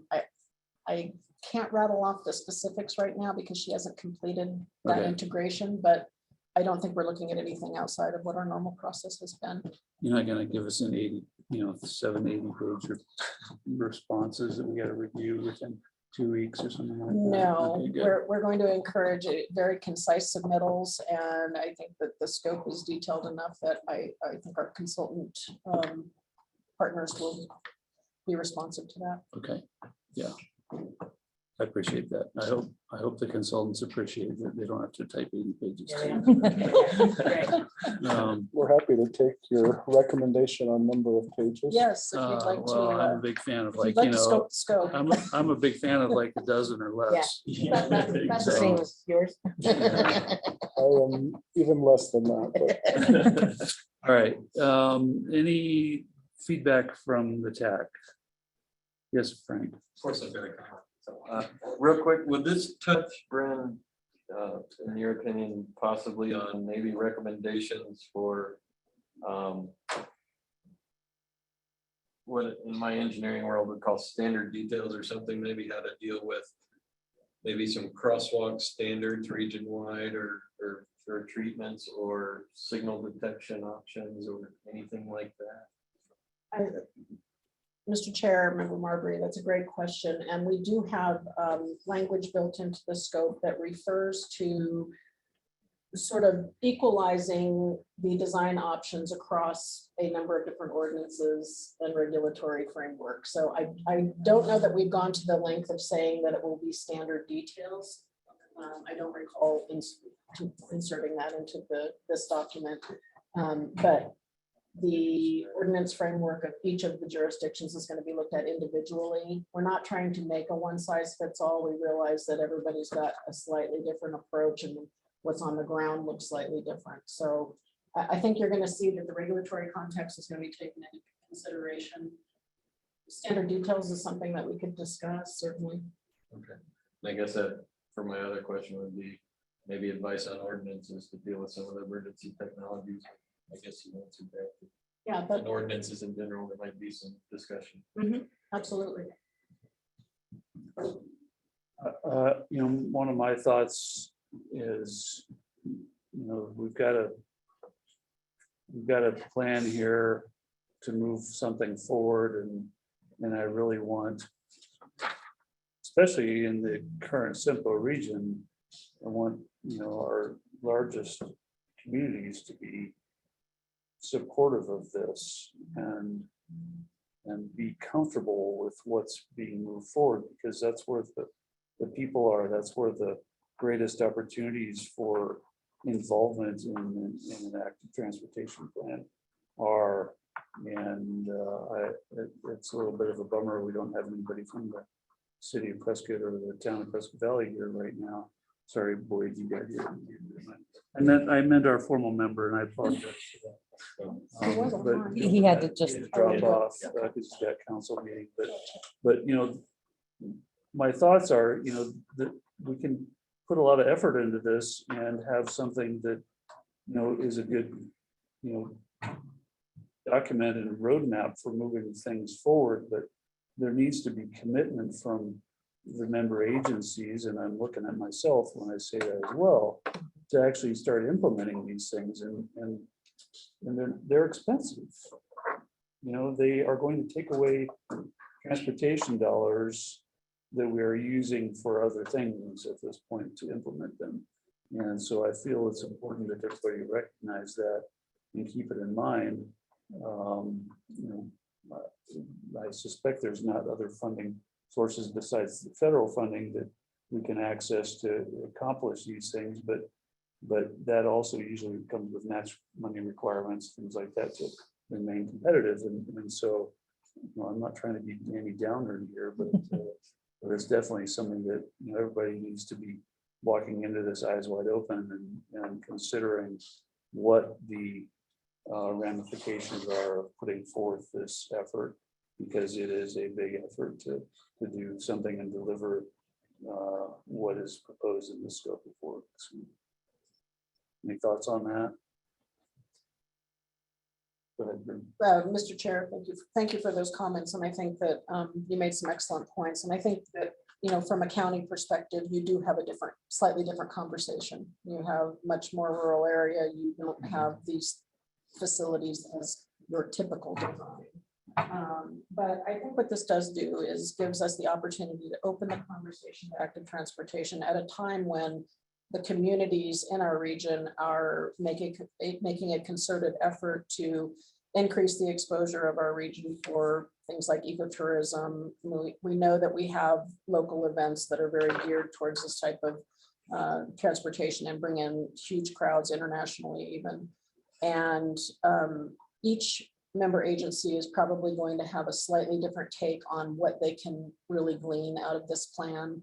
I know I've talked a little bit at the town of Prescott Valley about, they're going through a review process to see where they can basically retrofit sidewalks and crosswalks into their town center, which is still built on a sort of a rural standard. So we don't necessarily have that issue in the city of Prescott, but I think we need to look for where we can put bike lanes in the city of Prescott. So I feel as I'm reviewing the jurisdictions mentally, each of them will have a slightly different take on what this plan may do for them. And I think you do have a unique Yeah. lens that Yeah, you're viewing yeah, it through. certainly a lot of the newer developments that are going on, particularly in the town of Prescott Valley, for example, you got Granville and Jasper are, you're getting this stuff built in with it, but, it's having ties from that to other areas in CYMPO are key, in my opinion, and that, is going to require decision makers to put their money where their mouth is, if you will. So hopefully there's commitment to that, and it just isn't something that we go through a tremendous effort on and it sits on a shelf collecting dust at the end of it. It gives us something to build upon, and it's a long-term kind of solution here, I think, that we need to, keep in mind and have something that's carried forward for not only those of us in this room, but those that succeed us in time. So, yes, Mr. Gallegos. Mr. Chair, members of the TAC. So what I would say, I think your last comment needs to be highlighted in the sense that, think of our regional transportation plan, same thing, we referenced that earlier, and we use that as our menu of what to work from, and this would be the same exact thing. This would allow the region to dig in deeper in the specifics in a priority order and have this regional transportation plan for bicycle and pedestrian and give you each of your jurisdictions individually, first and foremost, and then as a region, what are those opportunities in a ranked order, in a dollar amount, and then to your point, and again, I think you stated this perfectly, that there is a great deal of federal opportunity with strings attached, with match and things, to be fair. But I am looking forward to the end of this to be able to hand to Prescott and say, look, here's your top 10 projects and here's your top 10 funding sources, realizing there's match and other things. But for us to lay so much of the groundwork for each of your jurisdictions, I think really puts everyone in a pretty good position to know where their opportunities are and to go through this process and to mirror the RTP and to show us kind of what that next step is. So I think, Dan, even if it does, spend some time on the shelf, we're going to chip away at it. The RTP, we've done that. Look at the top projects, and you look at adaptive traffic signals, and you kind of work your way down the list. We're going down the list. So I feel like this thing has some legs to it when all is said and done. Well, it's a good feel-good project as well, I think. So I'm supportive of it. Yes, Frank. Sorry, one final comment, if I may, as the EMAC liaison, I would also just point out that a lot of times these active transportation plans provide opportunities to piggyback and provide maybe wildlife corridor and green spaces for that as well. So there's maybe those opportunities as well in a plan like this. So. Look at you, EMAC liaison. Promoting that, yes. I'm impressed. You're drinking the Kool-Aid already. Sorry if this was mentioned when I stepped out, but, to reference Tom from Yavapai Regional Transit in the room to, sorry, Ben, if you covered it, but again, there's a transit component to this, and we'll be working with YRT, working with Yavaline to ensure that, those bicycle pedestrian opportunities are there. And Tom, thanks for being in the room. Thanks for Any further thoughts? I do see this as an action item, and I do believe CYMPO would like to have something moving forward with regards to a motion to put this forth to the executive board. So, We have a hand up. oh, yes. Myrna, you got something to say? Yes, I do. Every once in a while, I actually do bring something. I wanted to mention too that the active transportation and the results of it actually qualify for carbon reduction funding. So I just wanted to mention that to everyone. I don't know how long the carbon reduction funding will continue, but it's certainly here now. So just wanted to mention it. Thank you. Excellent. Thank you. That's our ADOT planner, just so everybody knows. Ignore that, Mike Blankenship. Okay. If I may, Mr. Chair. Sir. Just for my clarification, does that mean that maybe some of the funding for this plan can come out of those carbon reduction numbers that CYMPO receives? It is eligible. I Okay. thought I would take Myrna's inference as when the study's done, we could use some of those dollars to deliver some of the projects. Oh, okay. I didn't know if those dollars could pay for this study. Well, technically they could. Right now, we don't have it structured that way. Not that we couldn't move things around. But yeah, I think we could deliver some of the projects using the money. Is probably a little bit more of that. The planning and delivery of the actual projects, they both qualify. Thanks, Myrna. Thank you. Well, the scope is, as I've said before, extensive, and Bryn, I applaud you for putting together such a detailed scope of work. I did read it, in case anybody's wondering.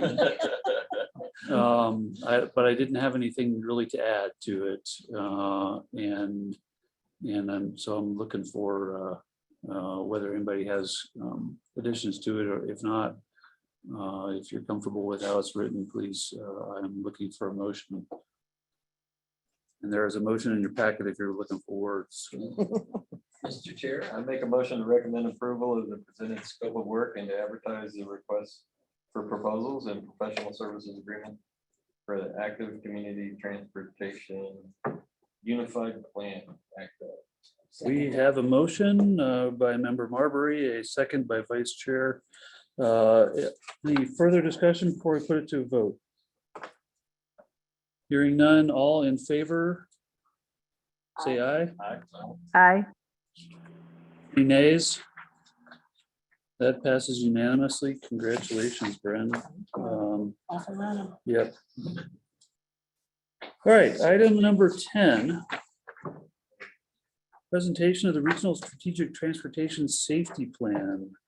Bryn, do you want to start us off here, and then we'll hand it off to Mike Blankenship? I do. Thank you, Chairman Cherry, members of the TAC. As you are aware, there was a procurement process, I believe sometime last summer, probably right about the time that I started, to initiate an update to the Regional Strategic Transportation Safety Plan. I believe you guys are aware, but for the benefit of everybody in the room, this is a collaborative project with NACOG and Metroplan of Flagstaff. So when the consultant was selected, we have the capable team at Greenlight Traffic Engineering working on this safety plan update, and it will incorporate the planning areas of those three agencies. So this is a big job, and Mike Blankenship and his team are the people to be in charge of that. So without further ado, Mike has a very detailed presentation for us today, and it's my pleasure to introduce Mike to the TAC and the members of the public that are in the room. Welcome, Mike. Thanks, Bryn. You can go ahead and go to the next slide there.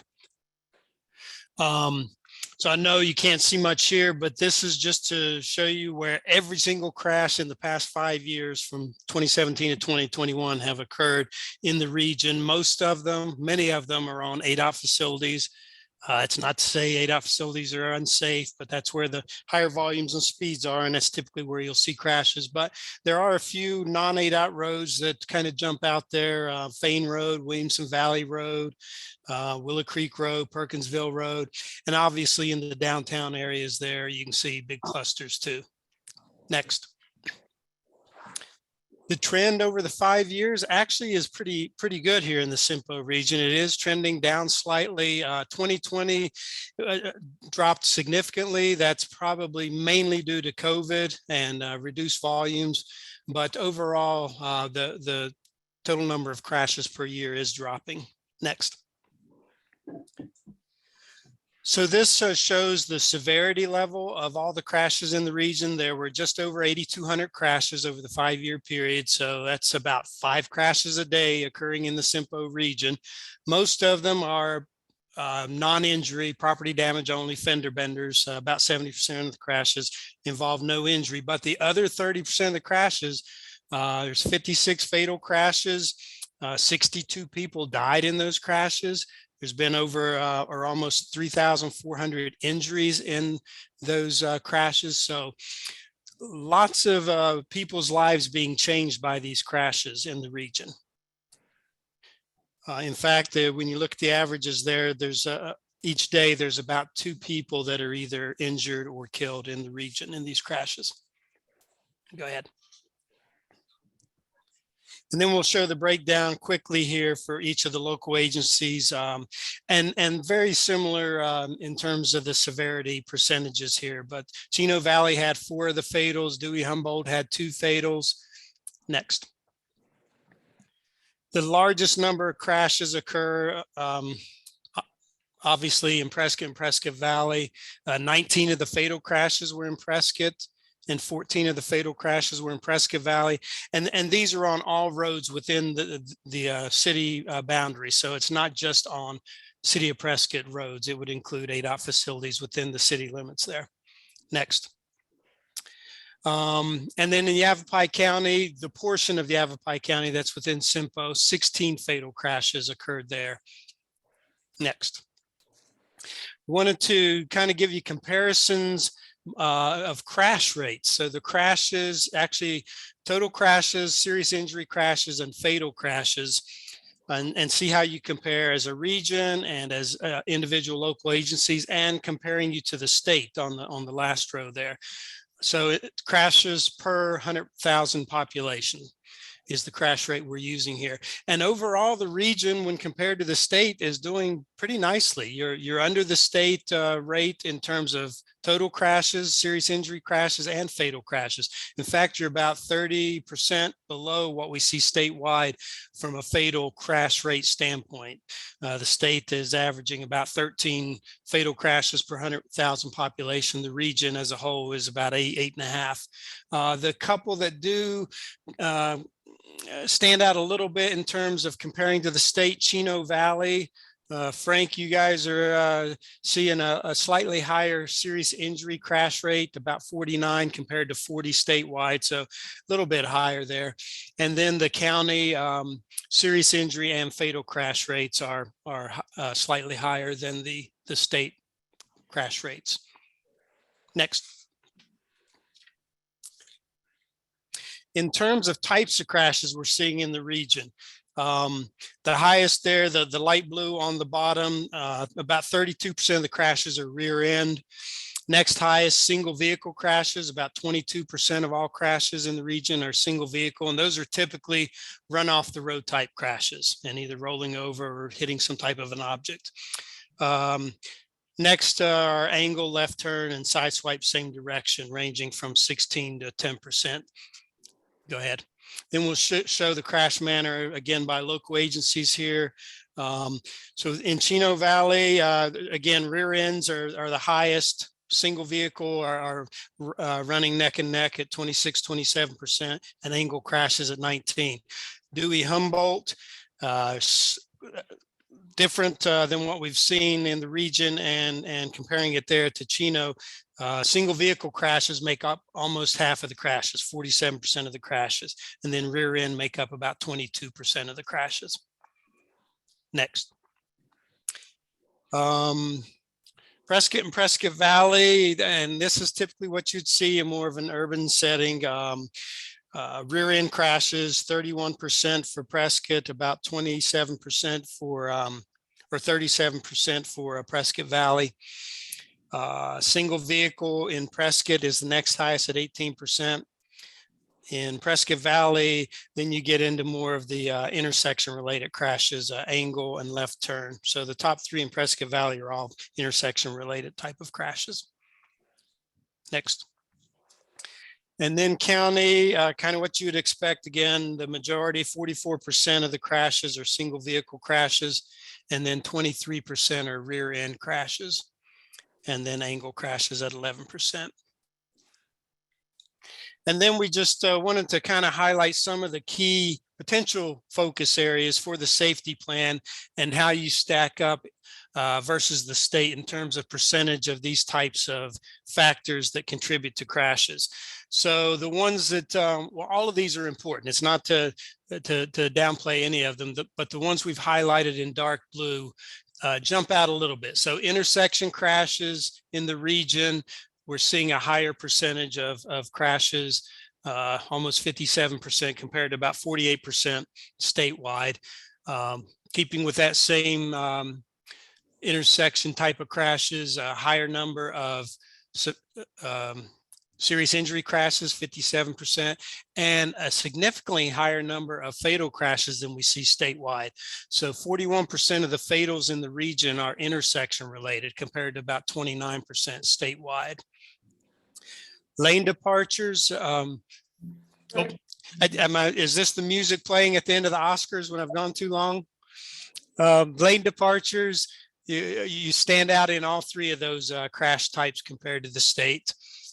Speeding and aggressive driving, pretty similar to what we see statewide, still a high number in the 30% range of crashes involving speeding. And then younger and older drivers jump out a little bit in the region also from a crash standpoint. Next. So that's the high level. The key stuff that we're working on now that is when we're going to dig in and see where these crashes are occurring and what to do about them. Where are the hot spots from an intersection and a segment standpoint, and then take those and identify potential projects and funding sources for those hot spots. We're obviously looking for a lot of feedback, not only from the TAC and other key stakeholders, but the public, and there will be opportunities online with surveys and social pinpoint for the public to go and drop in comments on where they think key safety concerns are in the region. So with that, I'll open it up for some questions. Thank you very much, Mike. I appreciate the synopsis, and looks like a lot of good statistics to kind of ruminate on there. Are there any questions from TAC members or comments? Looks like you're getting off easy, Mike. All right, thanks everybody. Appreciate the time. We'll get them later. Hey, Mike, thanks again for all your help on the HSIP stuff, by the way. It's a big help for the whole area, so thank you. Yep, you're welcome, and congratulations on those. Anything further before I move on? All right, moving on to item number 11, review and discussion of the draft FY 2024 to 2025 Unified Planning Work Program. Mr. Gallegos. Mr. Chair, members of the board, what I'd like to do is, for the most part, table this item in the sense that we have provided the 2-year work program to you. It's the draft as we've prepared it, and come back to the next meeting. And if you have any questions or comments, I would highlight that nothing of great substance has changed. We've updated it. Again, the work program is our narrative and budget of all things that CYMPO is responsible for. Lindsay, Bryn, and myself and Allison attended a statewide meeting on Tuesday regarding this. And we had a great discussion with Federal Highways, ADOT, FTA in the room to just keep working towards efficiencies in our work program. We found out that things have become verbose and bureaucracy and may not necessarily need to be. So all that to say, it's in your packet. Happy to take anything initially, but it was going to be an action item, but we have a long agenda. So I would ask the chair to table the action, but I can take any feedback if you had any. Any feedback to share with Mr. Gallegos? Question, Mr. Chair, do you need a motion to table that? No, I don't think so. Well, I don't know. I mean, we didn't have action slated for it, to be honest. Right. So I appreciate the very brief update, Vinny, and I think you're just, missing Allison as well, so Yeah.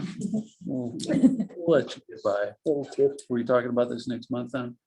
All right, very good. So everybody, you have your homework to look through what's been provided in your packets, and if you have comments or questions, come back next month and we will talk about it further then. So moving on to item number 12, introduction of the scope of work for the environmental needs assessment and mitigation plan. Ms. Post. Thank you, Mr. Chair. This is not an action item, so it should be pretty brief. I'll go ahead and pull this up on our screen though. For those of you, I think there's somebody on the phone. So this starts on page 65 of your agenda packet, of your 88-page agenda packet. So this is also sort of is a good follow-up to item number 9 there that we were just discussing with Frank Marbury. So the environmental needs assessment and mitigation plan draft scope of work is in your packet and it's on the screen now. as we're moving into the IIJA and have opportunities for a lot of good innovation funding, we felt it was a good time to introduce this plan. The CRP, Carbon Reduction Program funds, are also eligible to fund a plan such as this. And the purpose of it is to help us identify and prioritize environmental mitigation projects. Another thing it'll help is with the structure and I should say the action of the EMAC committee. So the subcommittee of this group is the EMAC, Environmental Mitigation and Connectivity. And they have a lot of passion, a lot of representation in the public, and they've got a lot of connections. So as you see there on the screen, scope of work item G, funding opportunities, we're really trying to focus on public-private partnerships. We've got a lot of eager members of our EMAC committee who are just ready for projects and they want to get going. Since we are professional planners, we need to have a plan in place before we just start funding projects willy-nilly. So that's what we're working on now, and that's what this plan will help us get to. The EMAC committee, we meet 5 times a year, but they're keen to start some of their own assignments. So they've already been on their own researching some funds and some potential projects, but we want to focus their energies on projects that are feasible and come from a well-written plan. So this would be a scope of work that we develop and advertise as an RFP for consultants to consider. And so we're really excited to introduce this to you for the first time. I do welcome your input. Of course, at this point, it might come via email or phone, and I absolutely welcome that. But this is what we've got for your review today, and we're just looking for a discussion. Thank you for the synopsis. Any thoughts or questions from members of the TAC on the environmental and needs assessment and mitigation plan? People are fading. Yeah, probably so. Yes, sir. I've been attending the EMAC meetings, and I'm not sure what the relationship is between EMAC and TAC, but it would seem that regarding Sundog, I don't know whether the DCR and EO includes it, but the idea of putting a highway next to a residential community that's located basically in a valley or bowl section would seem to raise health and pollution problems. And I mentioned that EMAC, that the Federal Highway Administration seems to have a working group focused on health issues and the problems of putting highways next to residences. And I would just, the project that you're proposing, the scope of work, I would suggest it might be a reasonable idea to turn EMAC loose, or who's ever going to do the work, to assess the detrimental impact environmental. I don't know whether that's part of the scope of the DCR, but that seems to be a fair question that would go to the problem of putting Sundog in a residential area. I can answer briefly to that. I think there is a pretty robust section of the DCR that covers environmental impacts in gunning towards a environmental overview document. So I do believe that that is somewhat covered under the scope of work. EMAC has a wide range of purposes, but their focus in my participation with EMAC seems to be more in regards to the effects of transportation on wildlife corridors and impacts to wildlife. So I do believe we've accounted for some of that discussion in the scope of work for the Sundog Connector DCR.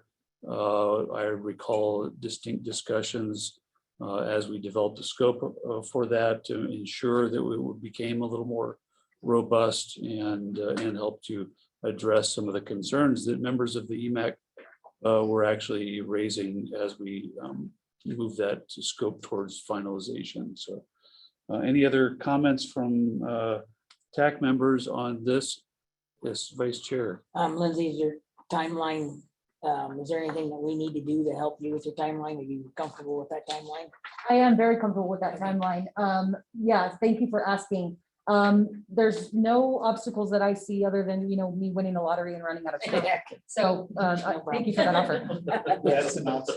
An It's in opportunity. the eye of the beholder. Thank you, Mr. Chair. It's a pretty basic overview right now, Lindsay, in regards to your scope. I presume you're going to work on kind of fine tuning that and Absolutely. expanding upon it in the future. And that's where I'll probably reach out to you as a Sure. individually. Are there other similar plans that have been done elsewhere that we can pull from in developing a scope, or have an example scope that was used in going out for RFPs for those? Yeah, thank you for asking. In my research for this and how we wanted to approach our carbon reduction program funding, I have done a lot of cursory investigation into what's already out on the streets.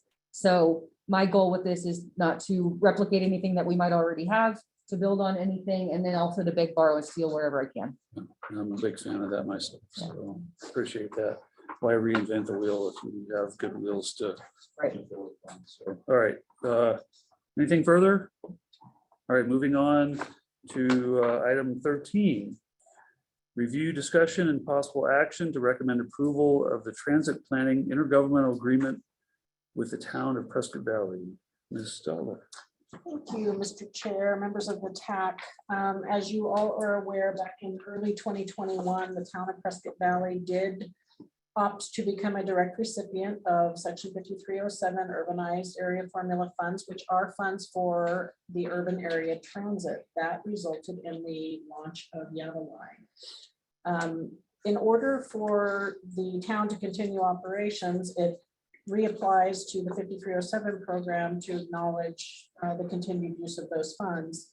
And as a part of that, CYMPO tagged on to their application and prepared an application for planning funds.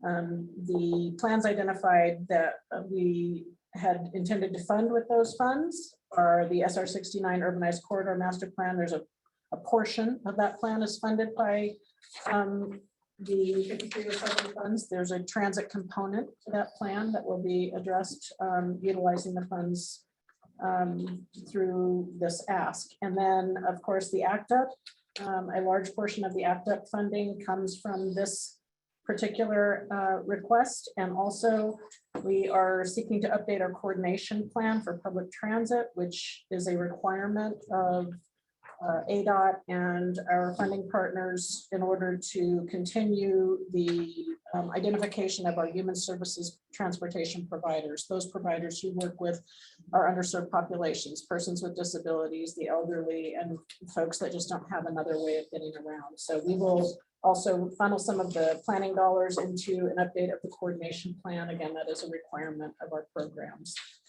So this IGA has been preliminarily reviewed by both the town of Prescott Valley and CYMPO's attorney, and they are in the process of exchanging just a couple of additional edits that I spoke with Tom Cack today, our attorney, and he assured me that they are not substantive in nature and that they would not change the direction of this document. So the TAC is being asked to recommend approval of this IGA that allows us to receive funds via the town of Prescott Valley's 5307 application to help fund our planning processes upcoming. With that, I am available for any questions. Sounds good. I think it's a good opportunity, and it's nice to see the towns playing nice on things and helping funnel some funding through for some important opportunities here within CYMPO. Any comments? Boyd, do you want to add anything on this? No, I think Brendan's covered everything. All right, very good. Yes, Vice Chair. I make a motion to approve of the transit planning IGA with the town of Prescott Valley for use of the 5307 funds, pending final legal review and approval. I'll second that.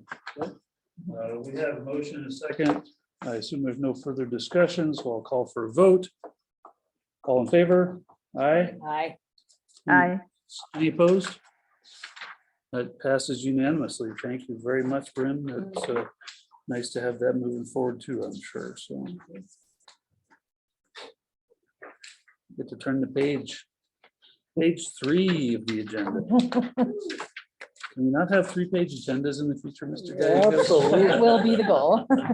Less is more. I kind of feel like this is a little bit of a January plus a February built into one, so I guess I don't object too much to this, but we've got federal and state updates here next, and I wasn't sure if Mark was on the call as an attendee. We've got him on the agenda, but we could all, man, we've lost a lot of attendees. We've really bored them to death. Yeah, we did. All right, I'm gonna skip part A of this local public agency update unless someone else from ADOT wants to chime in on that. And hearing none, I'm gonna move on to part B, which is updates from the Northwest District Office with member Roth. Mr. Chair. Be as brief as you like. I'm gonna try to do that. As far as our construction projects, our I-17 broadband project is in the system acceptance testing right now. So hopefully about the middle of this month, we'll be finishing up that and then moving on to closing that out. Our paving projects on 69 Big Bug Ford to Pullen Junction, on 89A from 89 to Glassford Hill Road, and then Glassford Hill Road to Cuddy Springs Road. Those 3 projects hopefully starting back up here in the spring to put the ACFC layer on all 3 of those projects. And then our Sunset Point Rest Area project moving along fairly well. Lots of work going on there. A lot of our concrete work is complete on about 90% of that completed. 70% of the interior demos and rough plumbing completed. And about 50% on our electrical work on that completed. So hopefully staying on track for an April 2023 reopening of the Sunset Point Rest Area and all those improvements we're making out there. One project that did get awarded by the board on January 20th was the I-17 at 169, the TI, the deck replacement on that overpass. That was awarded to SEMA Construction Incorporated and subsidiaries, 2.9 million for that project. So looking forward to getting that started off here in the next month or so. And then for other design projects, the SR 69 Truewood Drive to Stoneridge Drive pavement rehabilitation project. Bid opening on that one on February 10th. And then our Prescott Lakes Parkway to Frontier Village on 69, the widening to 3 lanes, and that utility road relocations are still ongoing with CenturyLink, Source, and Sparklight. Hopefully, we go to bid advertisement on that one, 4th quarter of fiscal year 23. Centerline rumble strips on 169 project, stage 5 plans. Anticipated here shortly, and hopefully bid advertising on that one, 4th quarter of fiscal year 23. Centerline rumble strips on 89 from Paulden to Ash Fork. Anticipate bid advertisement on that one in 4th quarter of fiscal year 23. And the last one, still working on the 169 roundabout district minor project, design project. That one's still, we're looking for the construction funding. Yet more for that, more to come on that, but some of that's coming from our district, a lot of that's coming from our district minor on that.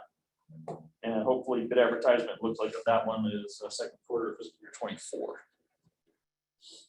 Sounds like another good legislative discussion item. I guess just clarification, Andy, on that. So the legislature added 1.5 million to 1.5 million, correct. And there is it, if I understand you right, there's still I more. believe that was for the design, if I remember correctly.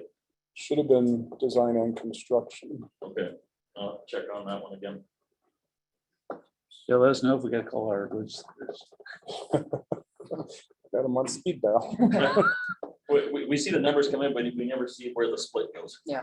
So. I thought it was for construction, but I could. But. Well, and there was, I'm drawing a blank, there was a typo on one of them. Maybe it was that one. But it did say design, but clearly the design's not gonna cost 1.5 million for it, so. Let's open. $15 million. That's a $5 million roundabout. Well, there's already design money too, so what you're maybe supplementing a little bit, but, okay. Andy, any insight on how your bid prices are coming in on things? Are they still way high? Any plateau off? I'm gonna say it depends. What we've been seeing them come in 15-20% over, and I've got some 15% under.